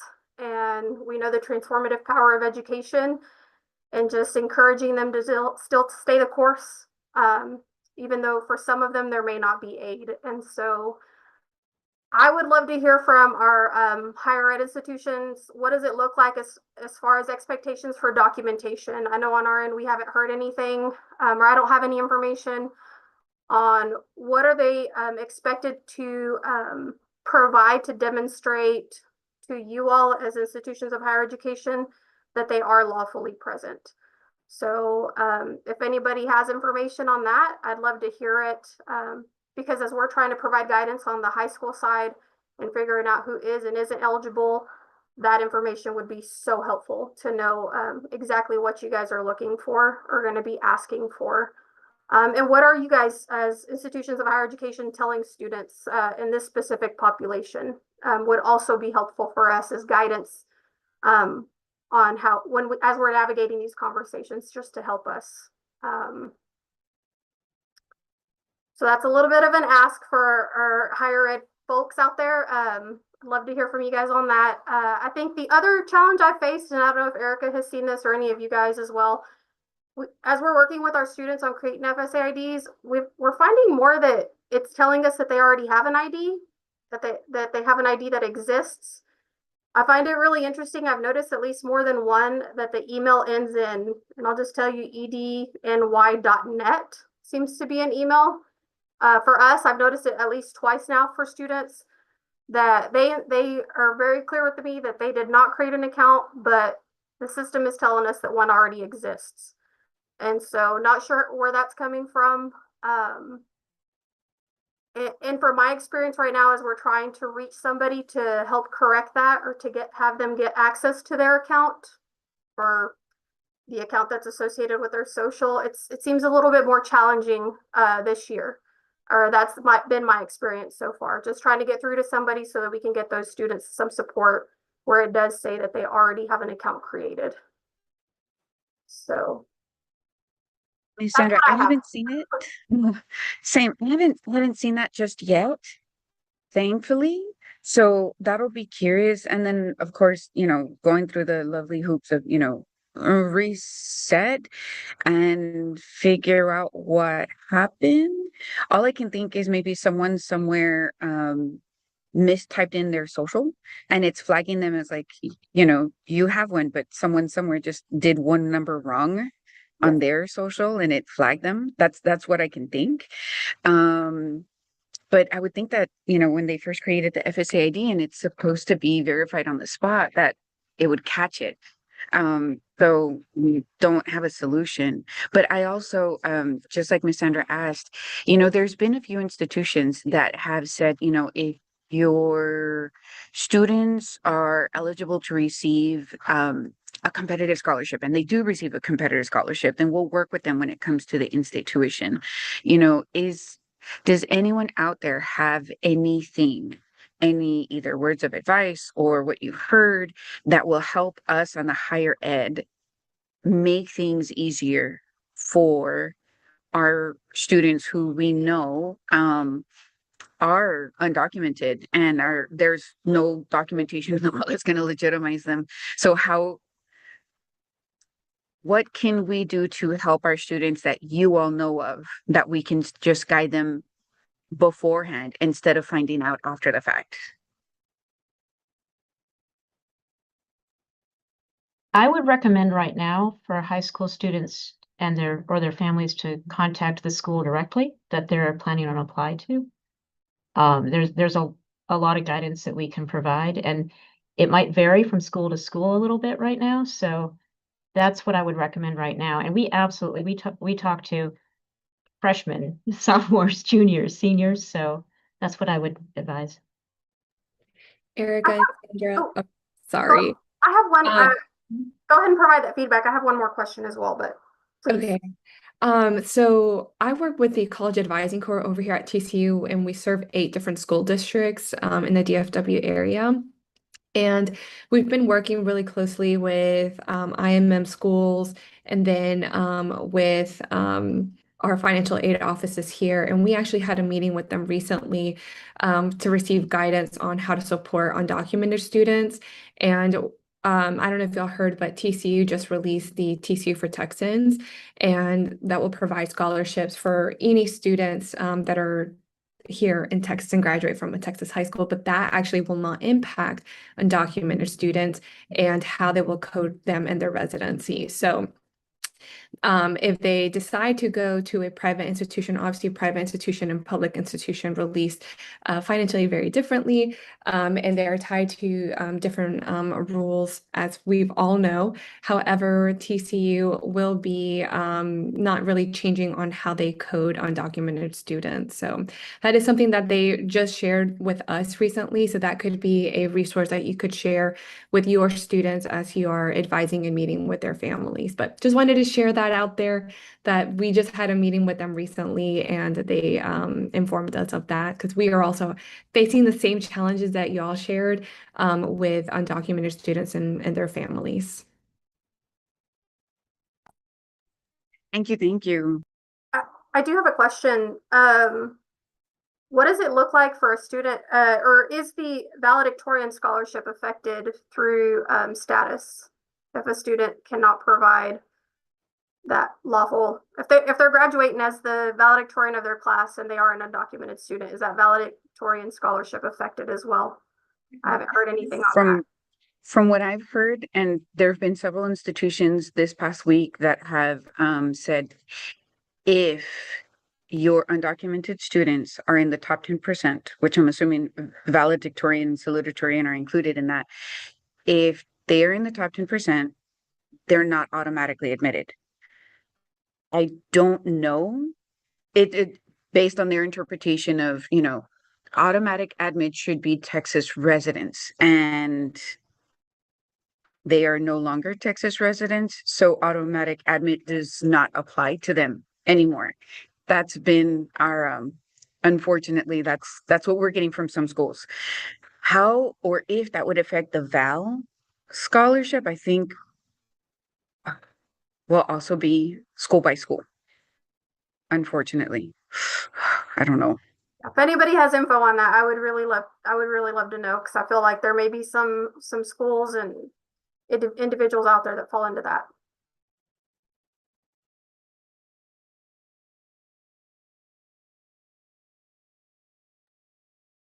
And I guess I should have said that's what I have on the high school side.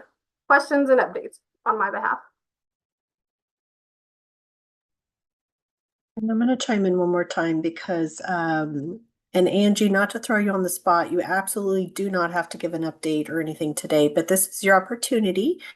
All the ISDs and ESCs or whoever supports the K through 12 has an opportunity to kind of provide what's going on in their world, their region, that could affect either institutions or the higher education community.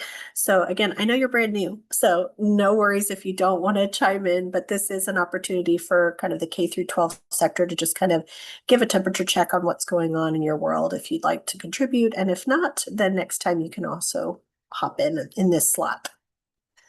Sure. We're gonna this year we're gonna continue with our FAFSA night efforts, which work really well in our region. We haven't really encountered our FAFSA completion and submissions are still really good when compared to other regions across the state. So we'll see as the months develop here for the new application process.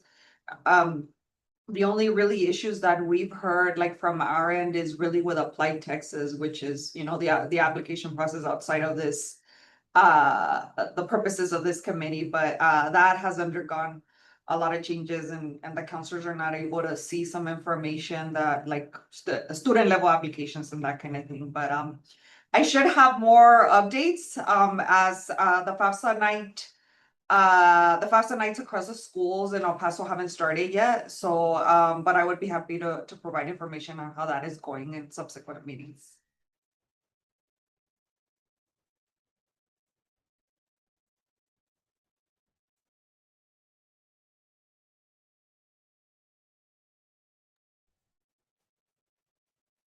Okay, is there anything else from our updates from the high school districts? Anybody have any questions for him? I do have a question. Oh, sorry, Debbie, I saw you raise your hand. For TASFA, is there a chart available, whether it's on the THECB website or anywhere that can compare students' qualification that can apply for the TASFA? Because we're running into the issue that there are a lot of students who will qualify for the financial aid, but therefore obviously they cannot apply to both applications. So who should be applying for the TASFA? I guess is my question. They have to be a Texas resident, but a lot of the students that will qualify also qualify for FAFSA. So is there a chart that exists somewhere that I can share out to my advisors that are working in the schools? There is not, and we'll actually talk about this in the next agenda item, but the TASFA itself does not have any residency questions.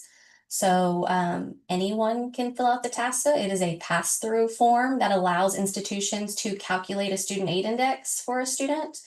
It is not something that determines residency or requires residency to be completed. Okay. Okay. If I can, one more time, I'm sorry. And I think that's where my question was coming in, because I noticed that the affidavit that students are having to fill out that some of the institutions require has changed. And number 5 on there says, I'm able to demonstrate to the institution at which I seek to enroll that I am lawfully present in the United States. And so I guess that's my question and my ask to you all. What are they being asked to provide? What documentation? And what documentation is acceptable? I just put it in the chat. Sorry. I just put in the chat a link to the Texas Department of Public Safety. And with UT System, we've been talking as a system that we're using a lot of the documentation that they're requiring for lawful presence as well. That way we're consistent with the Texas Department of Public Safety.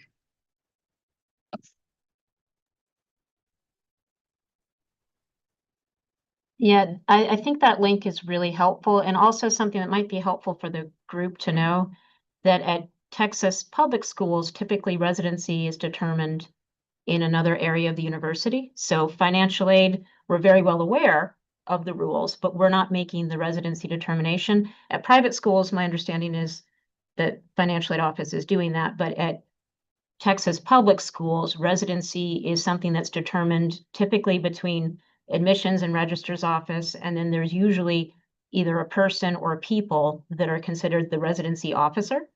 And so they're not doing every residency determination, but they're setting the rules for the institution and then would be the, I guess, the authority at the university. And so that doesn't reside in financial aid at Texas public schools. So even though we can help, we know enough to give advice and guidance. We don't want to get ahead of another area, but I think that link is probably really, really helpful. And then for the question about whether you submit a FAFSA or a TASFA, some of our institutional websites have a page, like at my school, we have a page that we direct students to help them determine whether they should submit a FAFSA or a TASFA. And then if they accidentally submit the wrong one, we will reach out to them and let them know and give them guidance regarding what to submit.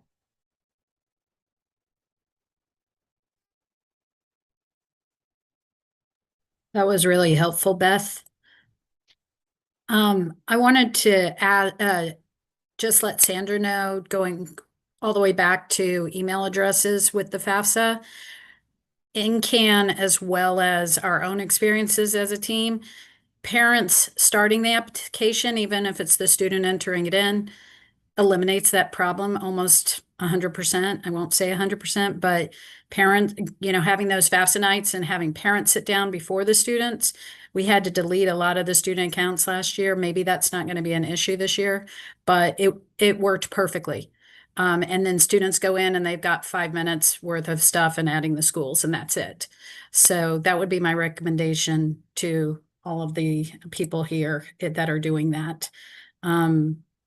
Appreciate all the insights on the FAFSA-TASFA situation. My question is, in the past, the THECB had kind of a financial aid quiz on their site. Is that gone now, or can students still take that to determine, they answer a few questions and it makes recommendations? Yes, that went away and was replaced with the new residency page. That they updated the TASFA website that used to have that kind of question and answer section, and then they created the Texas residency page, which now provides residency information for students. And Laura, is that what you just linked? Hi there, this is Laura. Yeah, I just put in the chat for y'all to see the TASFA webpage. It has the language available. It no longer has the, as you mentioned, the quiz. We call it a check so that a student could figure out what to fill out. We don't offer that anymore, but you can see language on the webpage available to help guide with what we're able to offer right now. Yeah, thank you.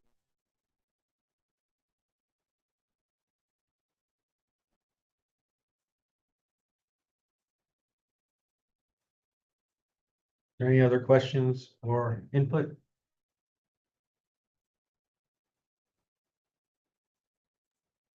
Okay, if not, then we'll go back to Heather and Laura for the TASFA subcommittee update. Great. So the TASFA subcommittee met earlier this week. There's not a whole lot of updates. The 26-27 online and paper TASFA are scheduled to go live on October 1st of this year. There was a memo that was sent to institutions on August 19th from the coordinating board regarding the paper TASFA. It was open for feedback, but that has closed now, and I don't believe that any feedback was received. Laura, is that correct? That's correct, yeah. So as we reported last time, the FAFSA for 26 or the TASFA for 26-27 was updated to align more with the FAFSA, specifically in the dependency section. And then there were some other updates related to batch processing and the admin portal on the back end. As we just mentioned, the TASFA webpage was updated and a residency page was created in place of the quiz or the question and answer. As a reminder, the online TASFA and the paper TASFA are both just pass-through applications. The coordinating board is not determining residency. It is up to the school to determine residency. And like Beth mentioned, that is housed in different locations depending on what school type you are. But for public institutions, that is usually with admissions and the registrar's office. The application does not ask any questions about Texas residency, and it doesn't preclude any students from filling out the application if they are not a Texas resident.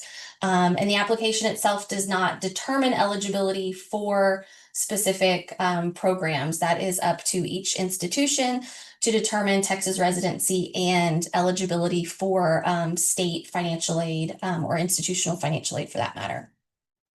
The coordinating board will continue to be monitoring the application in the coming academic years just to get a better understanding of its usage with the change, and will going forward will be making updates to continue to align the online TASFA with the FAFSA where appropriate, and making necessary changes to coordinate with FAFSA changes, but they do not see any major overhauls or enhancements to the application in the near future. So that is something to keep in mind. Laura, anything else regarding the TASFA? Yeah, I think that hits the main points, and I know it's something sometimes we use the TASFA as like a metaphor or synecdoche to represent students a certain way. But it's important as we go out there and help train people to remind people that the TASFA it's just an application. And I know it's a nice quick word to use, but it's a good reminder out there. It's just an application. It doesn't determine or limit use, as you mentioned, Heather. So that's always a helpful reminder. If we can use that ourselves, then we can help students understand that as well, so that they know it's not a grant in itself. It's not an identifier in itself, and that can be helpful. Yeah, thank you here. Any questions?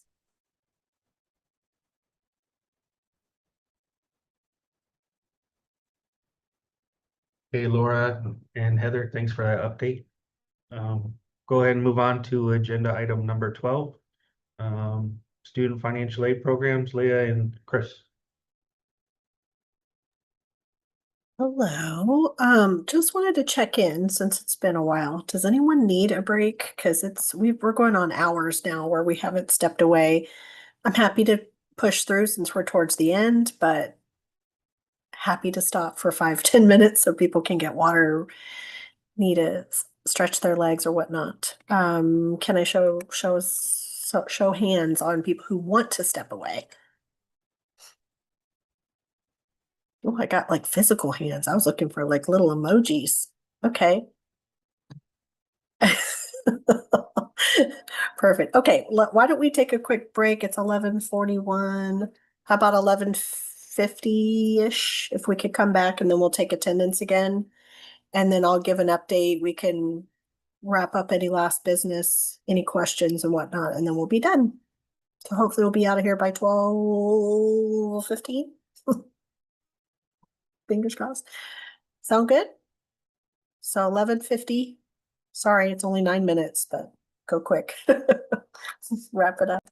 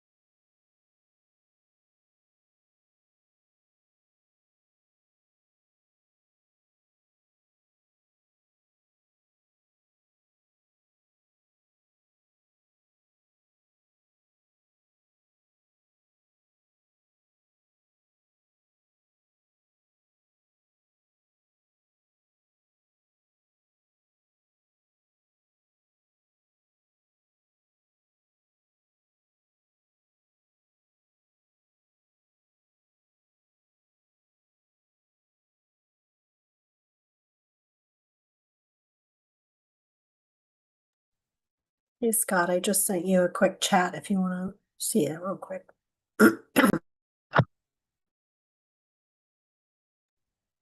Sorry, Scott Lipinski.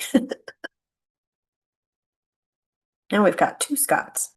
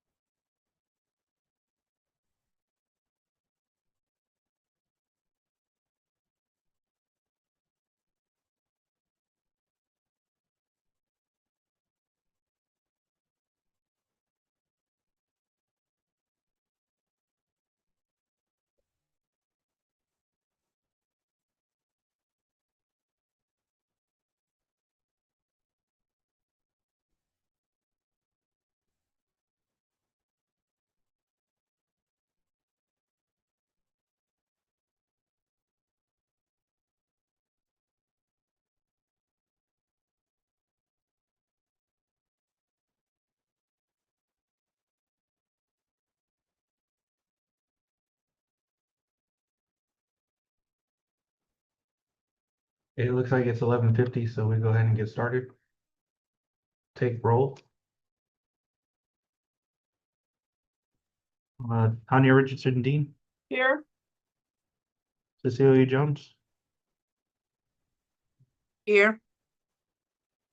Shannon Crossland, Here.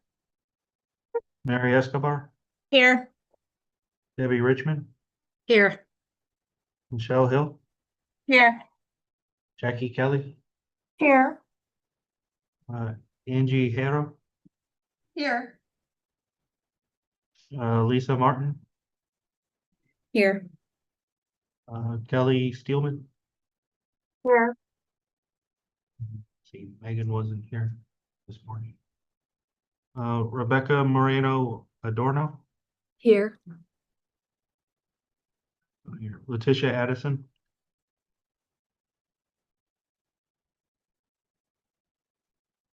Letitia,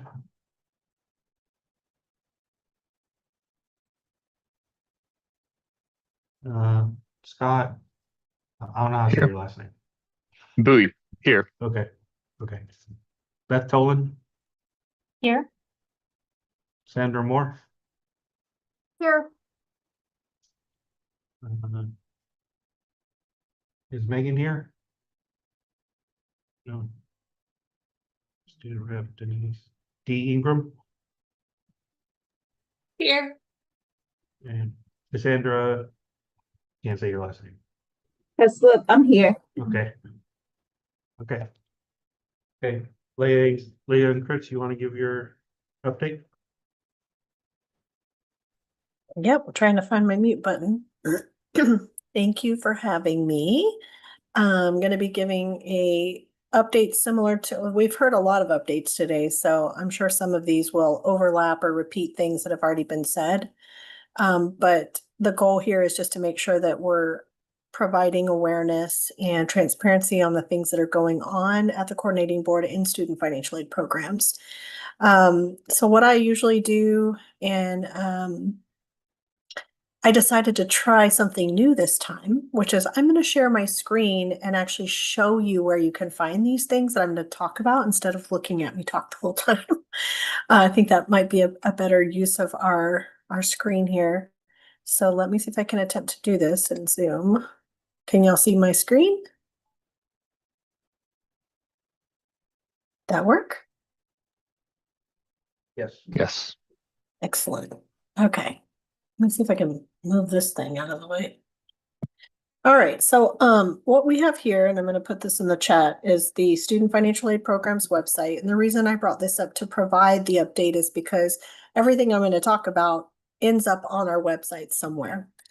So I want to make sure that regardless of if you're an institution, what sector you're from, if you're from a K through 12, an organization, to make sure you know where to find information. I will put this in the chat in just a moment so that way you can just watch. So this is our agency website, and you'll notice across the top we have this, it's called a mega menu, and all of our student financial aid programs information is going to be found under the financial aid tab, and you can go to overview. We also have all these underneath it, but for today's update, I'm just going to be clicking on this main section here. And what I'd like to go through real quick is just the communications that have been sent out. And that way we can talk about any impending deadlines or things that you need to be aware of that may affect your institution. Again, not as much for K through 12 organizations, but also good to know where to find this information.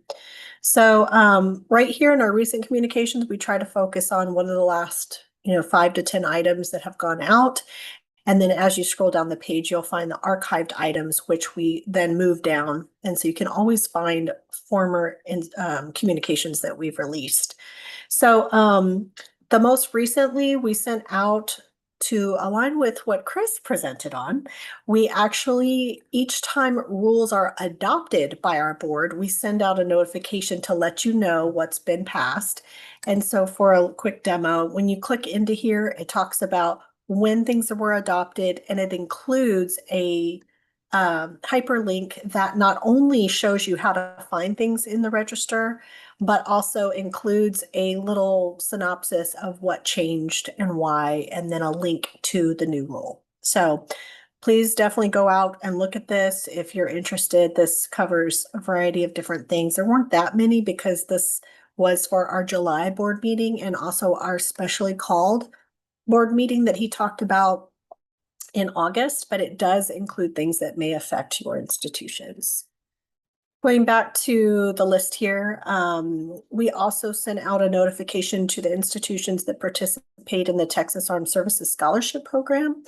We opened it up for institutions to begin creating those applications for certification. But what was really important in this message was that we also provided some updates from the recent legislative session. Because House Bill 300 did have a variety of changes to the program, we wanted to at least summarize some of those for you. So when you go into the notification, you'll see those listed. And also, if you scroll down, we have some guidelines that include a cover sheet now that talks about, I think it's up here, sorry, the legislative updates summary that can be very useful if your institution participates in this program. So you'll want to check that out. Going back to the list here, this was another one we released a few weeks earlier on TASP. Again, like we've mentioned, lots going on with TASP. We are trying to make sure that we get the information out to the institutions and that everyone is aware of what all these updates entail.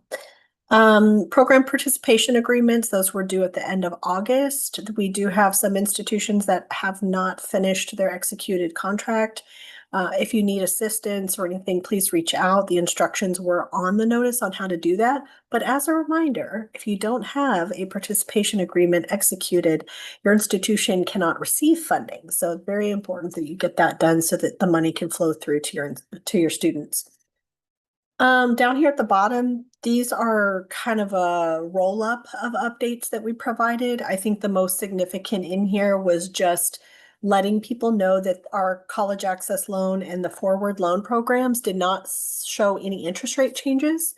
That's the first time I think in almost 10 years that I've seen that interest rates didn't change, so that's actually a great thing because, as you know, interest rates continue to climb across various sectors and areas. So we were happy that that did not change this year. So that's one of the major takeaways in this particular announcement. As you scroll through here, there are just some updates to remind you that you need to start requesting your funding. You can log into our grant and aid processing portal to request those, and see just some other little tidbits in here. I'm not going to go through all of those. Excuse me.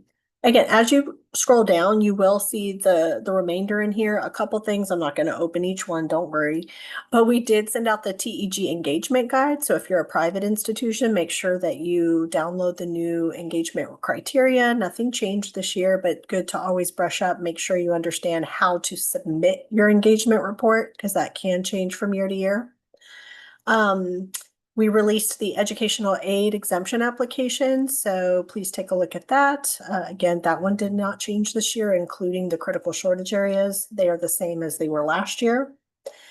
As you scroll down, the majority of these in June were our final allocation memos. So this provides each of the institutions how much funding of the appropriation they will be receiving based on the calculation that we did for the 10-day review period. There are 2 programs where we sent preliminary totals, and that included the TEG program and the Nursing Student Scholarship program. We are almost done with the final allocation, so those will be coming out soon. Stay tuned. I think I said stay tuned like 3 times in this meeting. We got lots of good stuff coming. That's as far down as I'm going to go. I will not bore you with going through every single update, but I wanted you to be aware this is where you find things. We do send these out again to directors of financial aid, but in the event you don't see something or you want a way to make sure that you can cross-reference that you're up to speed, we do post these. We try to post these within several days of them going out, if not sooner. So always flag this as a favorite and go check out what's happening or has been coming out from our area. I am going to pull up our institutional calendar just to run through that real quick, because we do have some things on the horizon that I wanted you to be aware of. Primarily that, again, I already told you, you can go ahead and start requesting funding for FY26. Now that we've passed the Labor Day holiday, we can start paying out those funds if you have your executed PPA. So that's now available. Next week is the first day of cycle 3 for financial aid database. So for all you that are involved in FADS, it's coming. So stay tuned. We'll be sending out a notification and also providing the reconciliation form that is required in cycle 3. And that allows us to get certified data, which then feeds into the FAR that Chris told you about. So it's all coming together.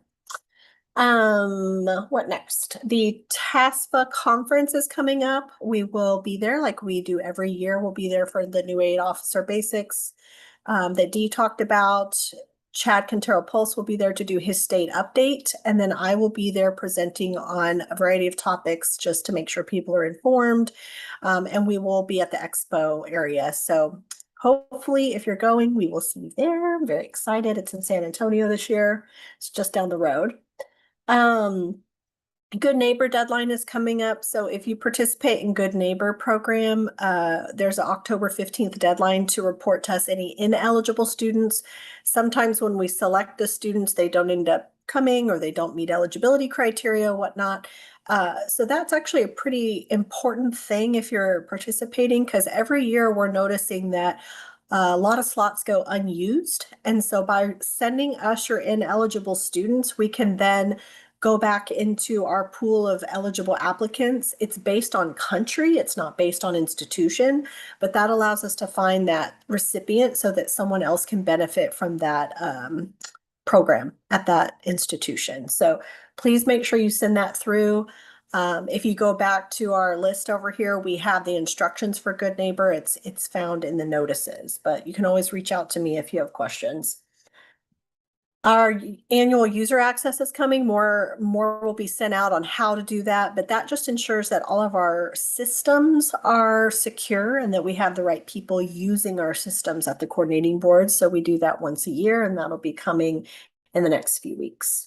Let's see, our state campus-based report that is required by all public institutions to report not only their student deposit scholarship, but the state campus-based for TPEG. So TPEG funds get reported over to our area so that we can monitor any overages and just collect that because it's statutorily required.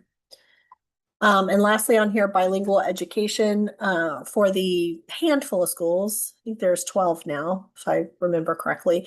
There is a report that has to be completed by the schools that participate in that program. So we'll be sending out the report that you'll fill out and send in to us once it's available.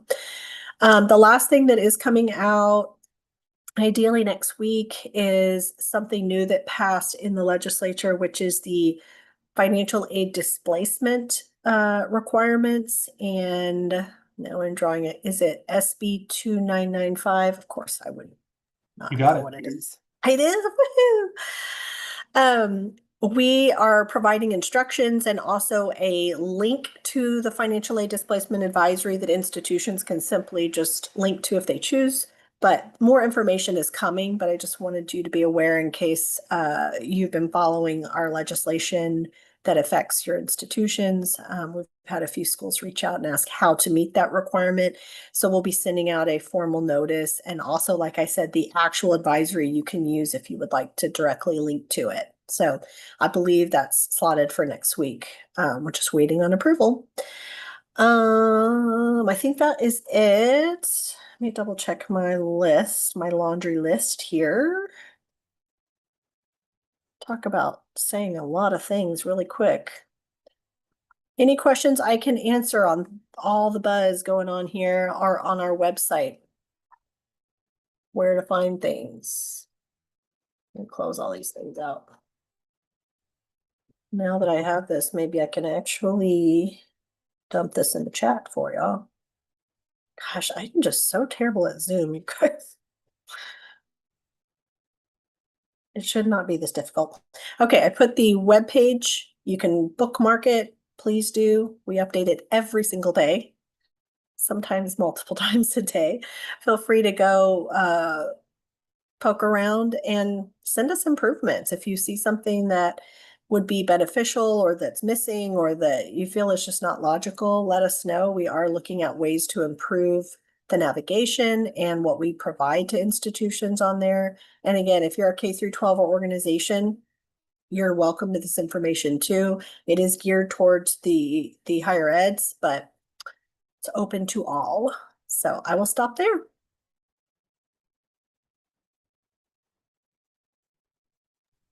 I was so thorough that no one has a question. No, I do. Can I ask a question? No, Jackie, no, I'm just kidding. Go ahead. It's not really about this, but we have had so much trouble since the co-board changed the way we check TEOG to see if students have received it before. The file never goes through. I have talked to Deshay and Alex, and I don't know who all. Is there any chance they'll bring back the function where we can check them one at a time ourselves?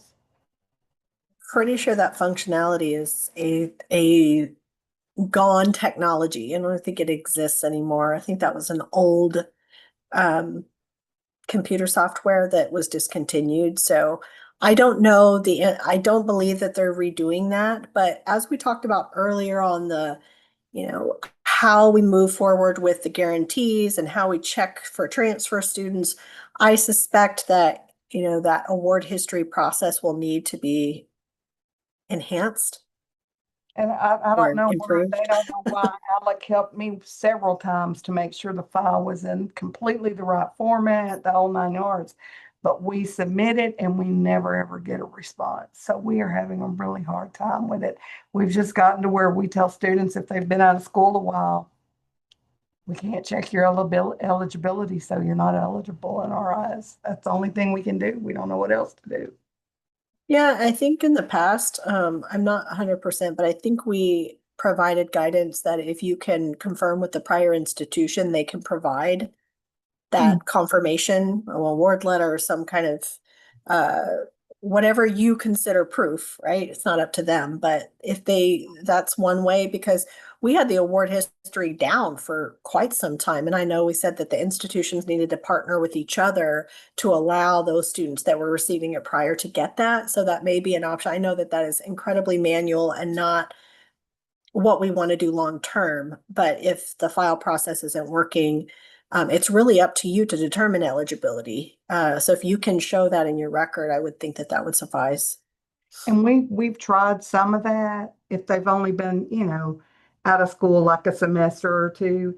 But the ones that have been out of school or they graduated and this is, 5 or 6 years ago and this is the first time they're coming to college.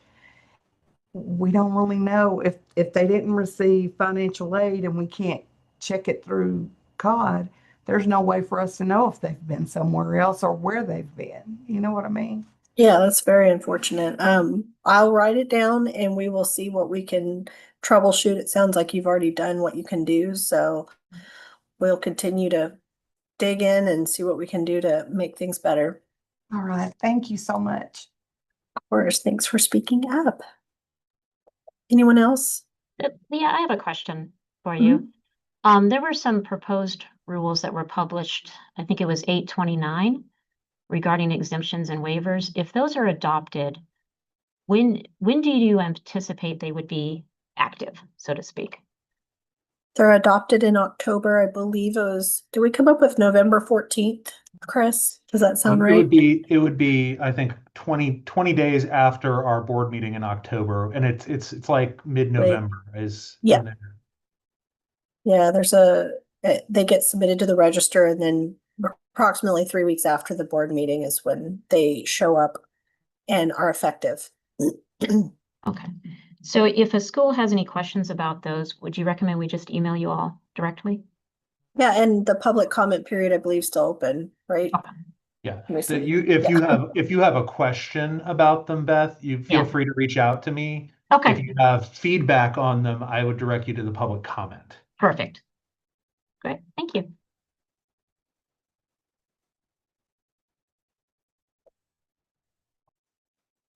And I did track down our notification from those proposed rules. Chris, do you want me to put those in the chat or I'm sure how to put them in there easily?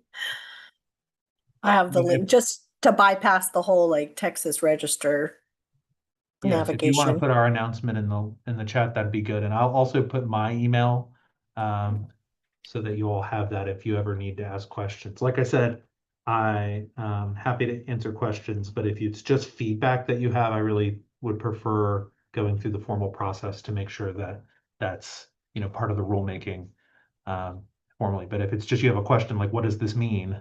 I'm happy to answer that. Yeah, so some of my questions would be if I'm understanding correctly, if they're adopted, then they would be active as of November 14th. So some of us will probably have questions regarding how to not really impact statements that I know we can do commenting, but regarding how to implement. Okay. So Not figure out how to turn off the share screen. This is crazy how different. Did that work? Oh, there we go. All right, turn that off. Feel free to raise your hand if you have more questions. I just didn't think it was helpful to have that up at this point, but we can keep moving. We're almost done. Heather has her No, hand up. Heather. No, I'm just kidding. Go ahead, Heather. No, I just want to just throw my hat in Jackie's ring because we are having the same issue. And I think I brought this up at the last FAC meeting. It is very cumbersome for our office and it is very unfortunate for the students as well. And if the goal is to get funds in the students' hands, this is a huge hurdle to that. So if there is any way that we can work with you to come up with solutions, we are all for that. But there has got to be a better way than, because we're having the same problem with sending a file and not hearing anything. going back and forth with students, trying to show that they have eligibility. It's more work than it needs to be at this point. And so if there's any way that this can be prioritized, or we can work with you, then we are willing to do that to make it better for the students. And in addition to that, this is going to be my new soapbox for the rest of the year. And I told you this yesterday, Leah, but if there's any way we can get rid of selective service, I'm all for that as well, because that is just another roadblock for the students. Yes, your quarterly request, you and everyone.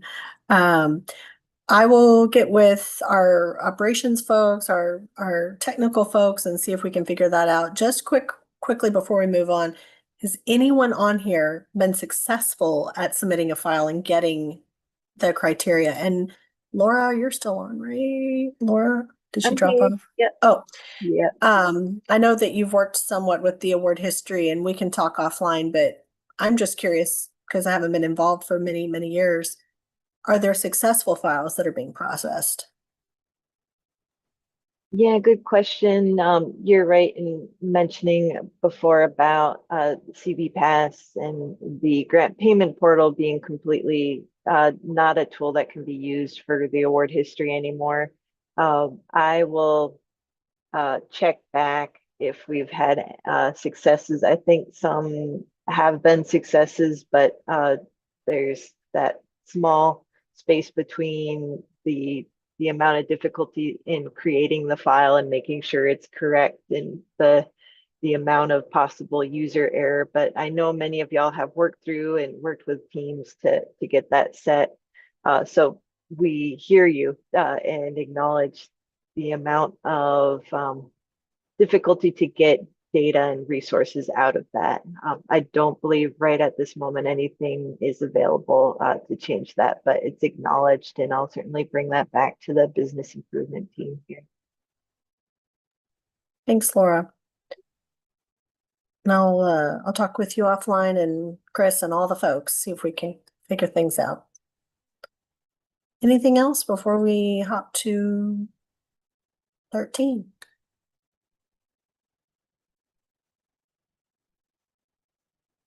Okie dokie. Okay, we'll go ahead and go to agenda item number 13, bridging the gaps. Does anybody have any goals, achievements, progress, or solutions?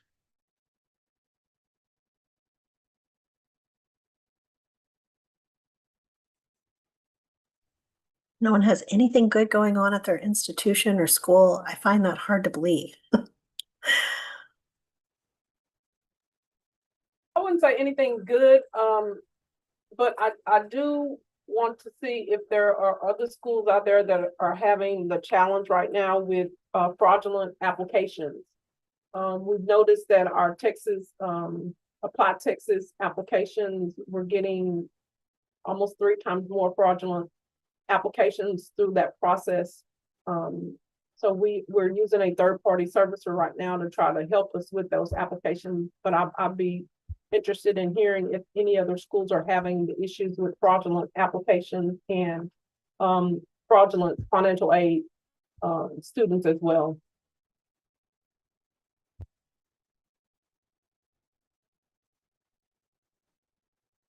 We did find potential 6 students from last spring term from doing unofficial withdrawals. And so we're putting procedures in place to try to catch them earlier with admissions. This is Mary with Angelo State University, Tanya, and our school has identified some potential fraud, currently investigating those individuals. I don't know all the specifics, but yes, we are.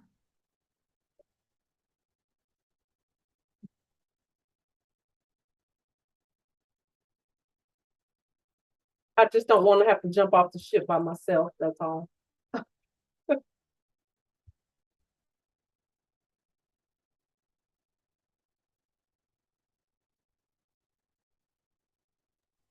Anybody have anything else? Anyone survive the start of school? That's a pretty big achievement. It's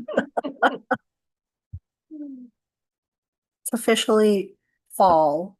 My kids keep telling me we need to start moving towards fall. I'm like, it's September, kids. Come on. Wait till October 1st. Well, we can keep it moving if y'all don't have anything to share. Okay, we'll go to agenda item number 14 for future meetings. Make sure you don't forget that you fill out your activity meeting report. It was sent out at 9:30 this morning, so if you guys can complete that by September 26th, that'd be much appreciated. And our next meeting is set for December 11th, and it will be a virtual meeting. And this is just from past experience. We will be going through the recommended next year's dates for everyone to agree on the December meeting. So check your calendars, but what we typically do in the meantime for planning purposes is we bring the dates to y'all that we've kind of fleshed out from the coordinating board and from the chair, vice chair, and past chair. And then next meeting, we'll set those in stone so that you can add them to your calendar. If there's anything that is major that we need to know about, please email Scott so that he can bring those to the meeting. Anything such as a conference, major things that could affect multiple committee members, not necessarily like I'm going on vacation, but something at your institution that could affect your participation. And that way we have those for the December meeting. So just wanted to put that in everyone's ear. All right, well, if there's nothing else, thank you everybody for attending the meeting, and we'll see you guys in December. You do have to adjourn the meeting. And we adjourn the meeting. You have to. Do a motion to adjourn. We typically do, yes. Okay. I so move. This is D. And a second. I second. Rebecca. Okay. All right. All those in favor say aye. Aye. Any opposed? No? Okay, meeting is adjourned. See you guys in December. Thank you. Bye. Buddy. All right. Thank you, everyone. Have a good day.